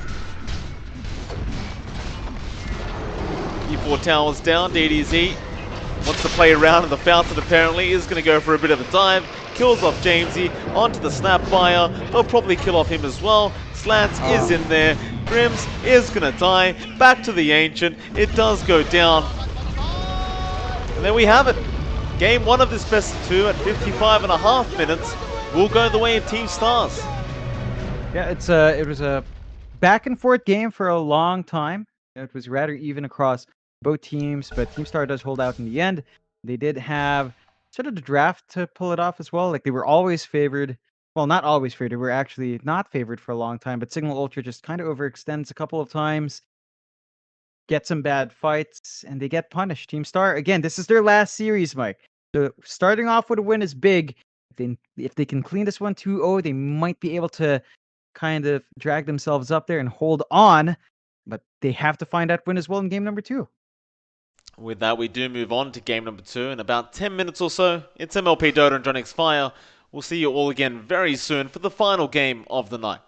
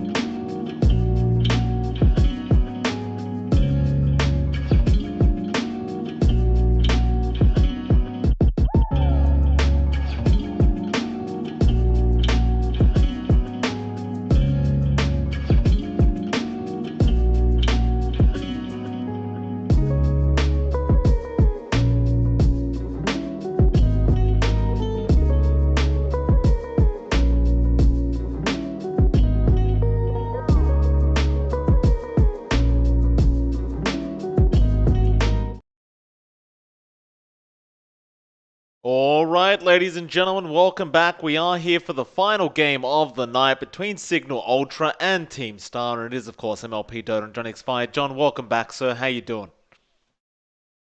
I'm doing great, Mike. You know, that first game was a back and forth, both sides bringing out quite the safe play. But, you know, Team Star does prevail in the end, despite going against the odds. So they managed to hold out. They make it happen.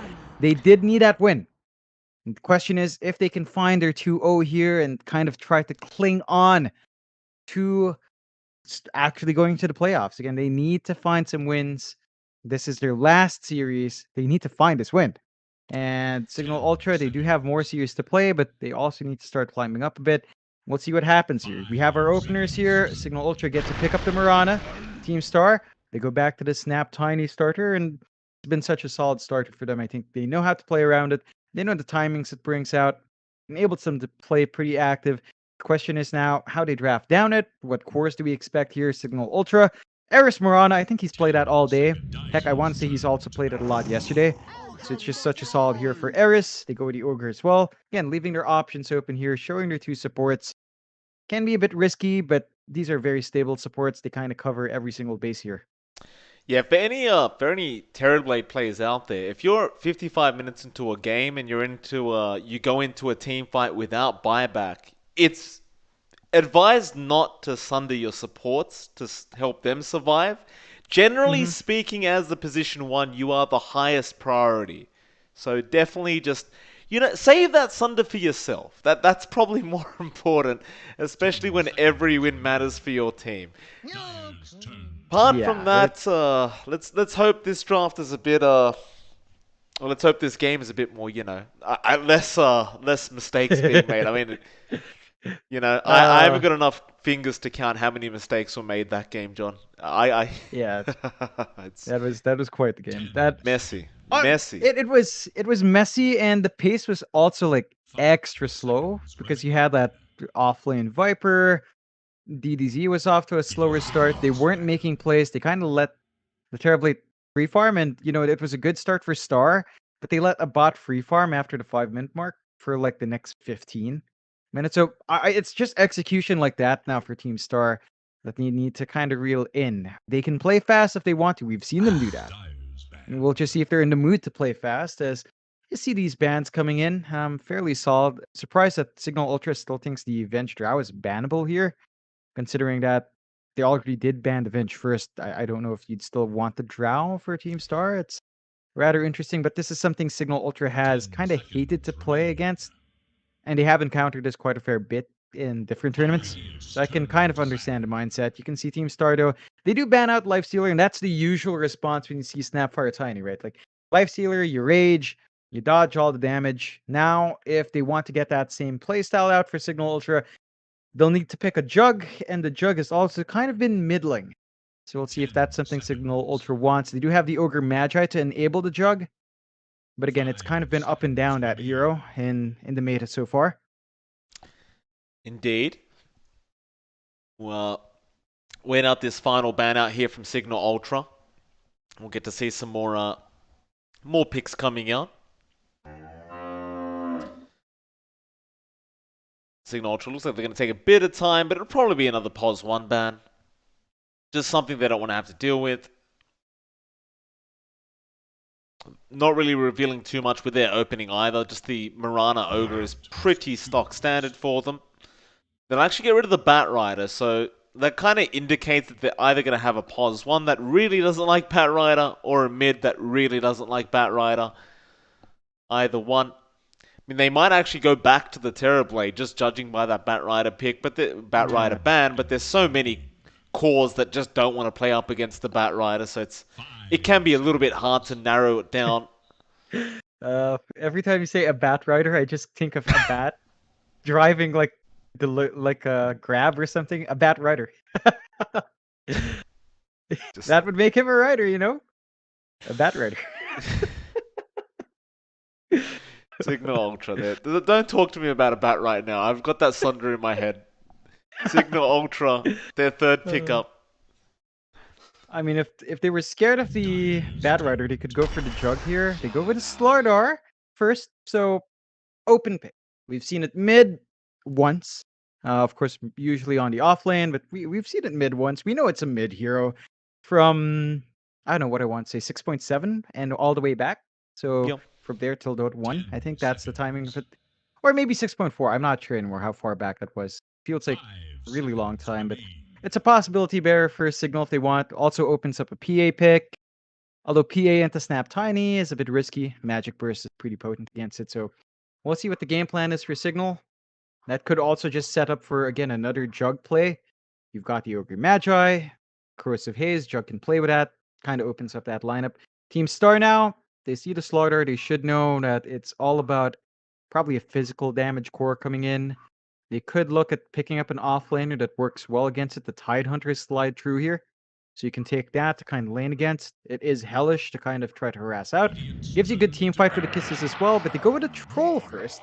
Now, this is Okay. something Lance is very comfy on, and he can be a bit more active on. So I actually do like this for Team Star. You do not have natural troll combos here, though, Mike. No Oracle, no Chen, no Burst Healing coming through. So the troll might be a bit on edge there. So it's not going to be as safe as when you have the Oracle, but there's a pretty good pace here for Team Star. We'll see whether or not Lance will go back to the Battle Fury or opt for something like the S and Y here. Oh, new hero popping up, a Razor comes out, and I mean that's one hero that really enjoys playing up against heroes like the Troll. Just Static Link does tend to destroy the Troll quite a bit, so we'll see what they do to deal with it. I mean, you do have the toss back on the Tiny, so that's one way to kind of break the Static Link. If you do manage to get in range and get the toss off on the Razor or the Troll, either one is, you're still going to break the link either way if you just toss them away. Team Star, they do go for the Quap, so that should be DDZ's hero. I guess that just covers the bases, right? Because that Razor is more than likely going to be mid. Even if it was the Slaughter mid, the Queen of Pain kind of deals with both of them quite easily. You aren't going to mind either way. 10 seconds. Yeah, definitely. I think it's a solid pickup for the Quap. And what I'm interested in seeing is just exactly how far Signal will want to play these musical lanes. I think they will aim for a Razor versus Troll lane. So I think they want the offlane Razor in this game. They might just, they might just flex the Slaughter mid, which again, the Quap doesn't mind too much, but you really just want to make this hellish for the Troll. So I can foresee a Van Razor here. Really depends on what they do pick out last, though, as they are kind of lacking big team fight. Like, you basically have Slitherin Crush, and that's it here for Signal Ultra in terms of control. There's some room for Team Star to still draft that in their offlane. Looks like Signal Ultra might be expecting this to be an offlane Quap, as they are banning mid pickups here. They ban the Invoker first. There's the PA ban out from Team Star, so not allowing this minus armor strat to slide through. But there is still a lot, of course. I'd say I think Signal Ultra is really eyeing the Jug.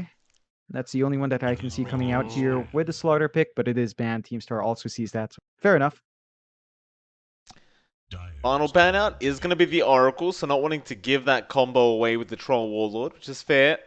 Team Star, final pickup. It does seem like they are lacking an offlane pick. Potentially. They have over a minute to think about it with that reserve time if they so wish. 5 seconds. I mean, I like the Oracle ban from Signal. It looks like they might have suspected that it would have been an offlane snap. You have room for the Oracle Troll combo. So Team Star could have opted for that sneaky pick. Now they've got to think a bit harder. I'd say a Tide is still really good here. If it's not been banned, it hasn't. The Tide would be really good. Just give you Ravage, play with the Kisses afterwards, gives you good control, good team fight, and it will mess whatever physical core Signal Ultra wants. Now, it's not amazing against Razor. If they do end up just trying to match that up, can be iffy, but I think the team fight potential is too darn good to pass up. You need something to tie in with your snap here. You basically have nothing to hold people down here to get the maximum effect from those kisses. So something to hold would be good. They are thinking heavily about this. Radiant's turn to pick. No, Nature's Prophet comes out, interestingly enough. Something we used to see Teamstar run, I believe it was BTS Pro Series 3. We saw them running this quite a lot. Does pop out again. It is quite flexible as well. 10 seconds. See how they do lane these heroes and where they're going to put this profit. I guess it does open up the mid lane a bit as well, right? Because now you can switch the Quap out if you feel like you need to. The Signal Ultra are going to go for an Underlord pickup as well. So it seems like a very mid-game orientated lineup here for Signal Ultra. Jamesy on the mid Underlord. Abat is going to take the Pos 1 Razor. And Van will be on the off-lane Slaughter. It looks like Teamstar haven't really decided what they want yet in terms of their lanes, apart from Lance, who is going to play the Pos 1 Troll. DDZ is going to take the mid-quap. So that should be an off-lane profit that we're seeing here. Unless it's like an off-lane Snapfire Pos 5 profit, but I highly doubt that. Nah, yeah, Candy does take that NP. So an interesting back and forth. You've got almost a more conventional draft here from Teamstar. Signal has to play fast. You do not have a natural corrosive haze hero. I mean, Razor can kind of make use of it, but it's not amazing. They do have really tanky cores here from Signal Ultra, though. Slaughter, Razor, Underlord are really nice in the front. So once you get the aura items build up, you might have an issue with early damage here for Teamstar. But we'll see exactly what the game plan is. Signal Ultra cannot afford to play this one slow. I think that's the one thing we can take away from this draft. We'll have to play fast. The Razor does not want to take this one late. Not against a Troll, not against an NP. Those two can scale in very different ways. Then you have this Queen of Pain as well, which has a massive spike of 25. So Signal Ultra is going to look to play at a very, very quick pace here. And Teamstar just need that steady farm, steady build up for Lance. We've got to see what he does opt for, whether or not it's like an SNY build or kind of that Battle Fury build we've seen time and time again. It really depends on how Lance wants to play, and that's going to set the pace of the game here for Teamstar. It will. We'll go into it, John. Game number 2, last game of the night. Teamstar would love to get themselves a 2-0 victory if they can. You were talking about this many times throughout this series, but very important for them to get as many points as possible. You can ride. Signal Ultra would love to deny them of that playoff spot if they could. Prepare for battle. Yeah, That all does pan out. Signal Ultra is actually, the team that's right above Teamstar. Yep. So if they drop here, it's going to be them stuck down below for a bit, but Signal does have, I believe, 2 more series after, so they have a little bit more leeway if they drop here. They're not under as much pressure, but they would want a draw at the least that should hammer them in, and might just lock out Teamstar entirely. No more potential for climbing. I'm not 100% as, we still have 3 days ahead. It's kind of odd that the bottom is kind of starting to lag out, but, Southeast Asia has shifted again since Pro Series Season 3. This tournament, again, some teams just not quite showing up yet, so it has caused a bit of a rift here in terms of standing. So both teams kind of want to find that win, and both teams will have to play for that win. We've seen Game 1, Mike. They both have been rather cautious and rather conservative, keeping it even. We'll see if that will change here in Game 2. We shall. Dead. Quite intrigued to see what Abat can do on this Razor. It's such a long time since I've seen this hero, this Razor hero. Yeah. I mean, it doesn't really change very often, right? It's still the Razor. It does the same thing over and over again. Yeah. Man, you said it never changes. I just remember Dota 1 when you'd build Perseverance, Vanguard. Remember that Vanguard Razor? I remember. That used to be what everyone did in the internet cafes, and if you didn't do it, you'd be called a noob. Even like a 6-year-old would call you noob. Well, back then it just made sense though, because you were running in so often as the Razor. Just you're sapping damage away anyway. What's the problem? I just need to be tanky. Yeah. And you've got this beautiful lane now for a bot as well, right? You've got Grims to support you. Really good harassment in lane with the Ignite. Really tanky frontliner. Yamate is going to have to watch his spacing. A bot does go for the level 1 Plasma Field, which again, against a Nature's Prophet lane, when he does go for the early Treants, that's something he can abuse if he gets the levels up. Well, Yamate, be chased down by Grims. He does go for the pull and obviously wants that early level 2 timing for himself, but Grims should at least be able to punish him quite nicely, and he does. Yamate is not going to bother trying to pull it past the tier 1, between the tier 1 and 2. Rather, he will just bring it over to Candy and allow him to farm that up. Meanwhile, this Mirana up at top lane is copping a lot of damage from Mosin.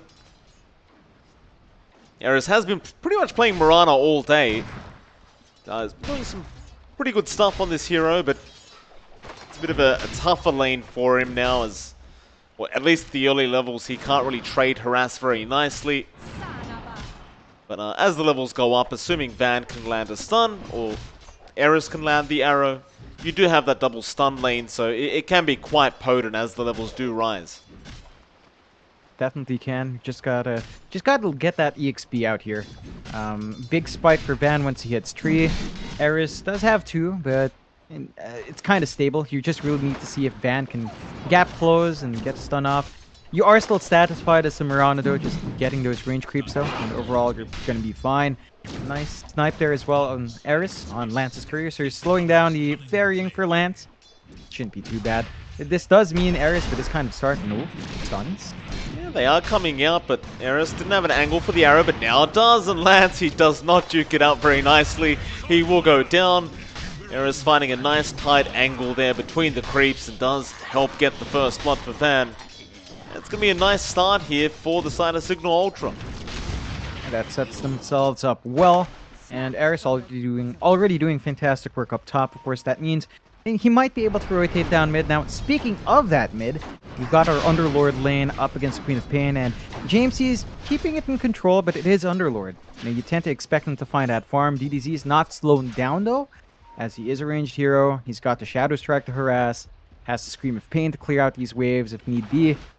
And I think this is a pretty good lane for DDZ, all things considered. Like, yeah, you're not slowing down Underlord. At the same time, it is just an Underlord. It's supposed to dominate the lane. The fact that you're not slowing down in farm is already pretty darn good news for Star. Well, Yamate bot lane going to be chased down here, but he does land the plasma field and will be able to secure the kill onto that Tiny. Another nice kill coming out for Signal Ultra. Candy just ignoring them all together and just continues farming up as he understands the lane is not going to get much easier. The Bat will continue the chase now with the Fire Blast out from Grims. Candy will sprout. A Bat will end up backing off. That'll pretty much be it. Oh no, he cops another Plasma Field out from a Bat. Candy might have to make the TP back to the fountain and just TP back to the lane. Yeah, it's kind of what you expect there. It's a bit tricky once you get the levels up on a bot. And you did see a bit of a scuffle for the runes. DDZ does get it secured in the end. So you're not able to really contest as the Underlord. That's the shortcoming of this hero. And DDZ is starting to pull ahead. Has level 5 a bit earlier. Can maybe look to make a play if he gets a fast 6, but James, he is pretty tanky. So perhaps once DDZ hits that 6, he could look at the side lanes to kind of gank up for it. This mid lane, I always say, I mean, it always impresses me how DDZ just wins out every mid lane matchup. Like, you think the Underlord would have a much better time, just based off the fact that he can deny so much better as this hero, but every time DDZ finds himself ahead in terms of CS. Yamate, static linked up. Arbat should be able to get another kill. Doesn't want to waste the plasma field, but probably should have, and he will still get him. Very long-range plasma field gets the kill. While that was happening, John top lane Mosin ends up dying to Eris. And Signal, they're finding all these early kills, so they're off to a fantastic start, and we said it from draft. They needed to play fast with this draft. They are finding those early kills. Now the pit. Yeah, nice arrow out. DDZ copying the arrow is going to still be able to blink away and survive on 35 HP. Yamate looks like he'll take over the lane while DDZ is gone. Another nice rotation out from Eris though. He's been very good with these rotations on the Mirana and seems to consistently land the arrows. Yeah, the team just knows how to play around it. Again, we've seen Eris play, what, 4 games across 2 series, and I think he's always played Mirana. Another arrow. That'll be a kill onto Yamate. No, the Firestorm, no, it will be enough. I was going to say, I'm pretty sure that should have killed him, and it does in the end. DDZ at the very least is going to be able to take the courier, and does blink in for the power rune. Not sure about that one, DDZ. It's a level 1 blink, and he's basically signed his own death warrant, but he will at least kill off Eris before he does go down. I would just say that probably wasn't worth it.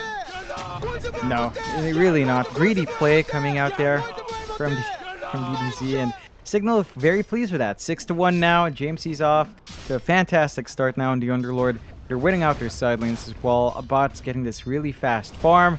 Is going to go into his phase boots next, and that opens up the run and gun for the Razor. You know, he can just absolutely run you down, get off the static link, get the damage running. There needs to be a bit of a response here from Star. They're still trying to get some space out for Lance, and we don't quite know what Lance wants. It looks like he's finishing up his own phase boots on that troll, but the long-term plan here is still not quite clear, whether or not it's a Battle Fury build-up. If they do go Battle Fury in this game, I think Lance is going to have to wait a long time until his farm is ready to go. So overall, I mean, everything's just going perfectly fine here for Signal. We did talk about in the drafting phase that with this draft, you do kind of have to snowball and just take over the mid game and try to finish the game early on. You don't really have the luxury of trying to take this later on with this Razor. So far, they are off to a good start, but Candy is farming very well in the Prophet. I don't know if it's a good enough start to really warrant saying they, you know, completely smashed out the early game. You look at that net worth graph as well, and it's only less than 1k the way of Signal Ultra, so nothing to write home about so far, apart from the kills. Yeah, the kills are nice, but they haven't really transitioned out to anything big. I think if they start finding towers, you can be a bit more secure if your Signal. It's just, they're not completely clumped. They have sent a couple of heroes up top, though, so this might be the tower they go for. JMC's around as well, so it's a tier 1 here, but you've got Star kind of clumped up bot, at least with Candy, Yamate, and now DDZ, so it might just be a direct tier 1 for tier 1 trade.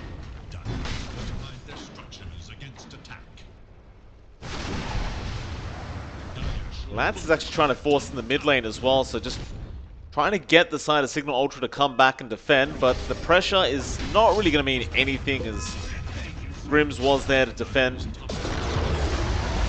Jamesy does get the top tier 1. The bottom tier 1 has also gone down to Candy. Very nice even trade, but these even trades, they do favor Star. And that's one thing you could pretty much say for sure, is if this game goes evenly, then it is more than likely just favoring Star with their own draft.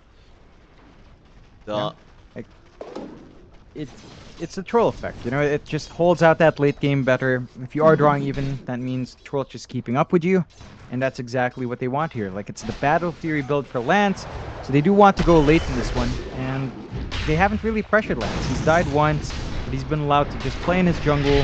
He's not been scouted out, and Jamesy does find something. They do. Another nice pick up there for our Underlord. You kind of almost wish that Underlord still had that permanent damage effect with the Trophy Aura, with all the kills that have happened, but Jamesy will not have that luxury this game. Still, some would argue, John, that the changes to Underlord made him even stronger, so there you go. He does seem pretty good right now for Jamesy. Jamesy's in an absolutely good spot. The Rod of Athos now not too far out. That's going to be another major spike. A bot's going to enjoy it. You're going to enjoy it in your pit.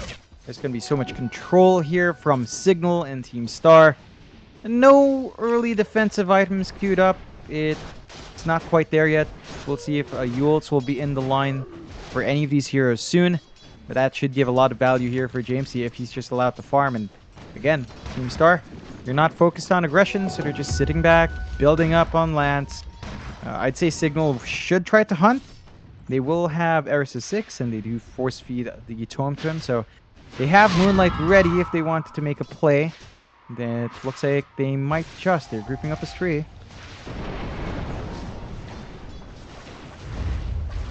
We'll smoke up Signal Ultra. Then, gonna rush through the river. And DDZ, he does avoid the Pit of Malice. The thing is, though, what they really want is that tier 1 mid tower.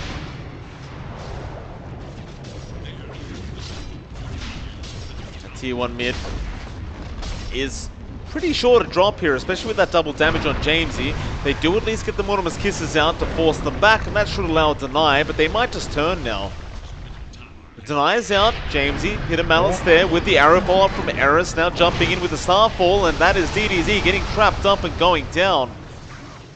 Plasma Field is also going to catch Yamate on the Tiny. 9-1 now for Signal Ultra, and they are well and truly controlling this early game. Yep, it's surprising that it's a less than 1k net worth lead here though for Signal, and I think that's where some of the issues lie. You are still getting some good farm here in Kindloon, and that's also being done here for Lance. So the cores of Star, despite these kills, are actually not lagging behind. I think that's really what they're banking on. The map control does hurt them though, and Team Star should maybe start to look to apply some pressure here with Candy, but Candy is going for a fighting build. So it's an Orchid build-up on the NP, not anything for split push. That means that perhaps we're going to see the pick-off game pick up here for Star. Once that Orchid's up, still major spike here as they did have a blink for Van, and yeah, nice kill onto a Bat. Candy Loon now going to be chased down though. Van wants to get somewhat of a trade. Looks like they will be able to secure Candy. They'll sprout up, but it is not going to make the difference. Van just Quelling Blades it down. But at least they do kill off the Razor, I suppose. So it's one kind of good kill there for DDZ. He's able to walk away with his head held high, and now DDZ just going straight after a BKB rush. Something you just don't see often. I mean, I did say they needed a defensive item. I didn't think it would be first item BKB for Quap. But when you have an NP that is going Orchid, I suppose you can get away with this for DDZ. They don't need to stack Orchids in this game. We'll see if DDZ can make good use of that once it's up, and if he'll start to be a lot more active with that. So, should be something to kind of counteract the early burst damage they have here, although Van again on the hunt. And Mosen gonna get caught out here. Van should have a very nice, easy kill for himself. Grim's gonna come in, pops a cookie, but it won't matter. And gets the kill. Looks like Jamesy and Eris are just roaming the map trying to find more. With the Rod of Atos Pit of Malice out, it is extremely easy to land the arrow, even easier than it was before. Of course, Jamesy will just be hunting consistently now on that Underlord. It is a much more active kind of Underlord build to go for, but it does mean you don't really have to farm so much anymore. The hero is just naturally so strong, and they do catch out DDZ. There's just no way for him to get out of this. He can try to blink in time, but the secondary route is there, and he will indeed die. But now they've gone too far into the tier 2 tower. Van, however, coming in to try and help out, but you should not fight at a tier 2 at 14 minutes. No. I mean, it's a good kill, but it's a tier 2 tower you're fighting underneath. Oh. That Invis Haste is going to rush in now. Arrow is going to be there onto the Nature's Prophet. Candyloon going to be in trouble. He'll try to make a run for it. A Bat might just continue the chase with this haste, but the cookie is not going to help. He does go down, and now it's onto Mosen. On that Snapfire, he will probably also die. And well, if you have a haste room, you can fight underneath the tier 2. DDZ, he's got an arrow, he's going to go down, he'll get the Sonic Wave off in time, but it may not matter. A Bat, he's on the run, Grims might die, but he doesn't care. And now the Dark Rift coming back in. Lance, he's been left alone. He'll be stunned up. The arrow to fly in. What an absolute mess in this mid lane. Signal Ultra do come out on top. Yeah, they're in a really good spot now. They just make it work. They find the kills back to back on that Quap, and you can see why the BKB is being queued up here by DDZ. He feels like he just can't stand. He can't do it. And the Yules, it's not quite what you want, because you'll immediately probably land back in the root in that situation. So it really has to be the BKB here for DDZ. And again, they're just going to have to sit back and wait for that. There is a Battle Fury up on Lance, but him joining right now is not a great idea. Needs that Yasha into his own BKB. So again, a bit of a waiting game here for Star. They're not too far behind. It's still just a 1k lead for Signal, and they still have to find these additional objectives on the map. They're not under too much pressure for Star. They've got to tone back the aggression a tad. Yeah, Mosen, he gets blinked on with the bash. Van will have plenty of control there. Mosen is going to die. They'll continue this kind of kill streak they've been on Signal Ultra.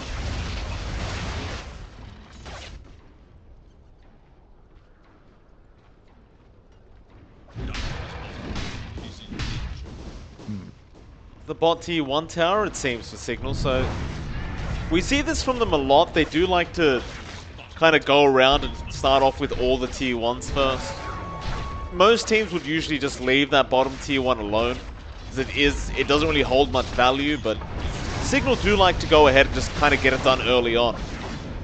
Yeah, just I guess the gold is pretty darn nice to have. They can invade the triangle a little bit better, and they do get that done. They're clearing out some ancient stacks, a good amount of gold going their way. So yeah, you know, you're pretty well off there. 17-5, just the 2K lead though for Signal. A bit precarious. It's not as much as you'd expect. Now, the build-up here for a bot is a BKB rush after the drums and his hit-up spine, so it is a very fast build for the side of Signal, just playing into that timing we talked about, and that should pay off pretty nice if they do keep this aggression up. So, and Star's got to be a bit cautious, although.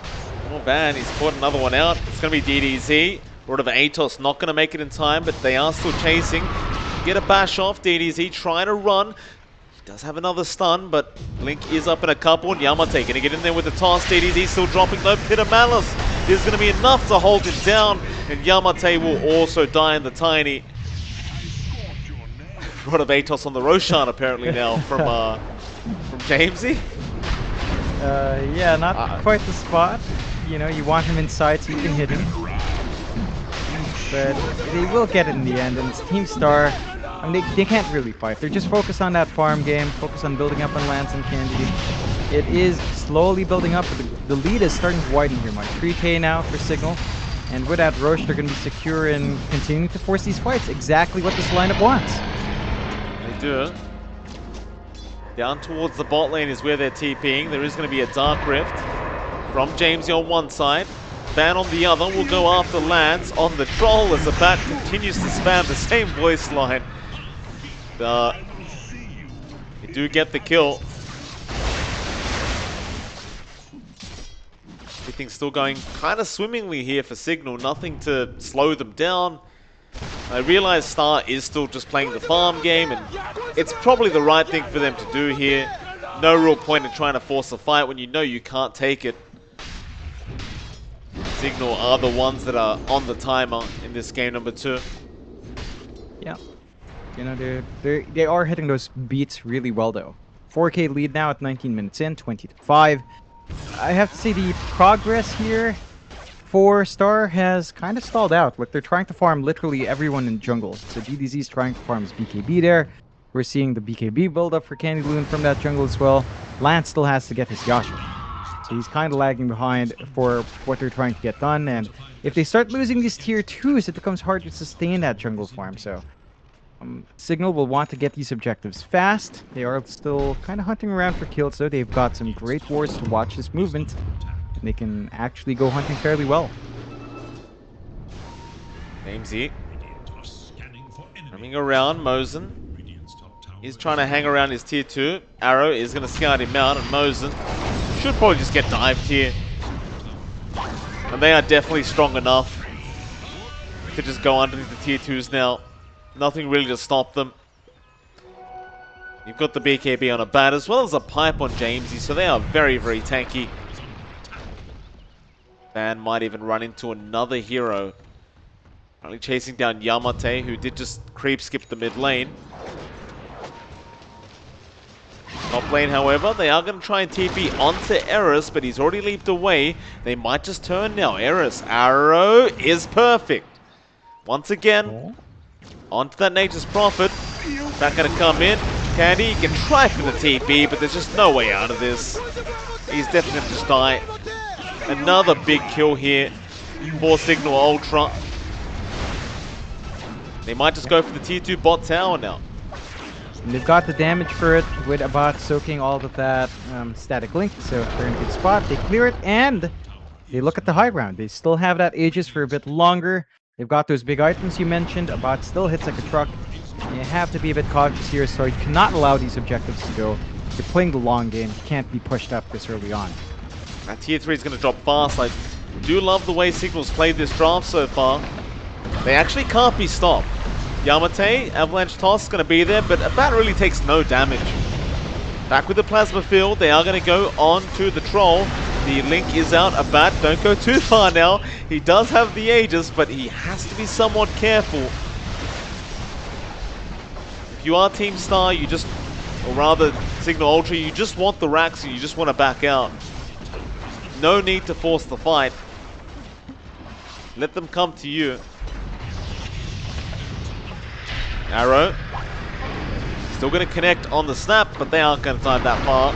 Yamate, Avalanche Toss onto Jamesy, but that is an Underlord. Yamate now going to get punished for this quite heavily, and Lance is going to get timed. He does get Yule's up. Abat taking all the damage away. Lance, he pops the Battle Trance, but he is just stuck right in front of his fountain, rooted up. Yamate's in there with the Avalanche Toss, does kill off the Mirana, but they've lost Lance. The Dark Rift's going to be there, but they have to cancel because the Aegis has gone off on Abat. They don't want to leave him behind. They'll have to just walk out the old-fashioned way. Still a massive win out for Signal Ultra. 4 kills, 2 buybacks, 1 racks taken. You've got to be happy. You definitely are. You're dancing now, 26-6, 8K lead.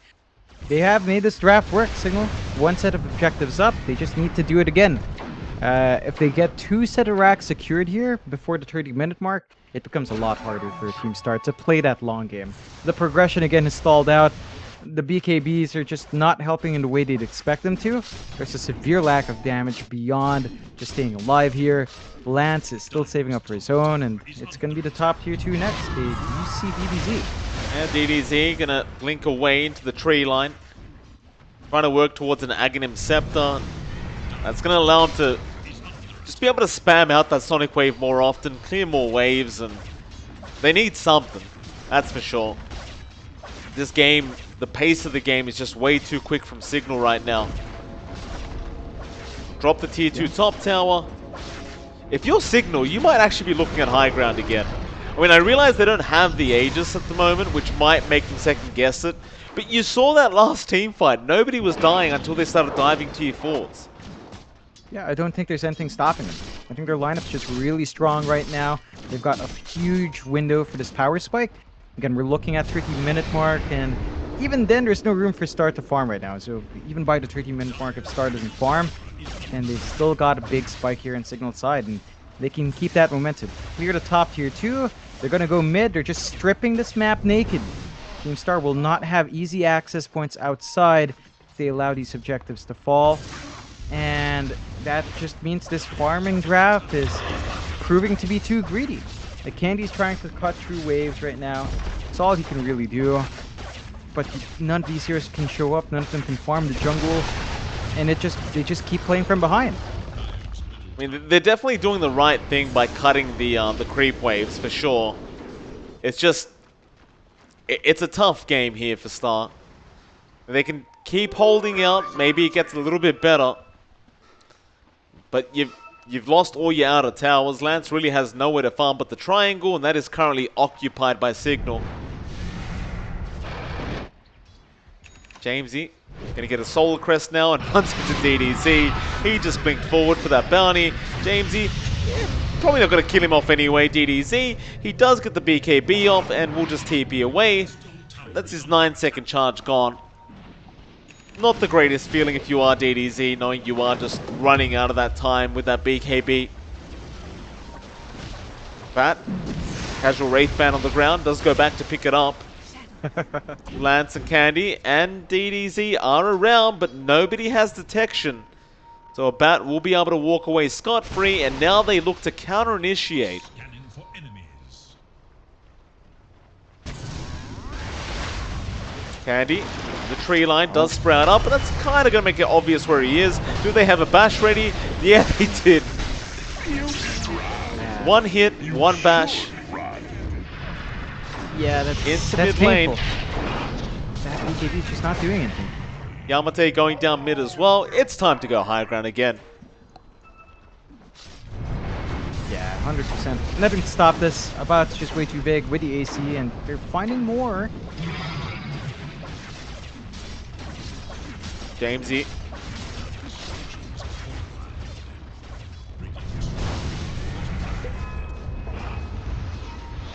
goes up, is going to catch out the Troll. Static Link's going to be there. Lance is going to die. It's just such a one-sided game. This is kind of like the drafting you'd really like to see from Signal, as they do call GG now Team Star. They know they have no chance in this matchup any longer. Jamesy, he'll take the team back home. No need to show off. Yeah, it's a great play from Signal Ultra, really working this draft out well. Team Star, they needed 2-0. They got a draw instead. We'll see how that affects the standings. Of course, that is their last series, though. So if they were hoping to climb up, I don't think the draw is going to be enough. And Signal Ultra, they get to hang on right above Team Star. They still have a couple of series left to play, so there's an opportunity there to climb. But that's the last game for Team Star for now. All right, well, with that, John, I mean, that's it for tonight, like you mentioned. It's been a long day. Been very up and down, but there we go. The day's over. Of course, we are back tomorrow for some more Monster Energy Dota Summit 13 group stage. And, well, the matches tomorrow are quite entertaining, actually. Among Us versus MG.TRUST to start us off.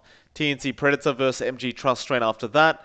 And Neon versus ADROIT to finish us off for the night. Should be a very fun match. And, of course, MLP and John will be back tomorrow. MLP being me, John. I'm speaking in third person now, apparently.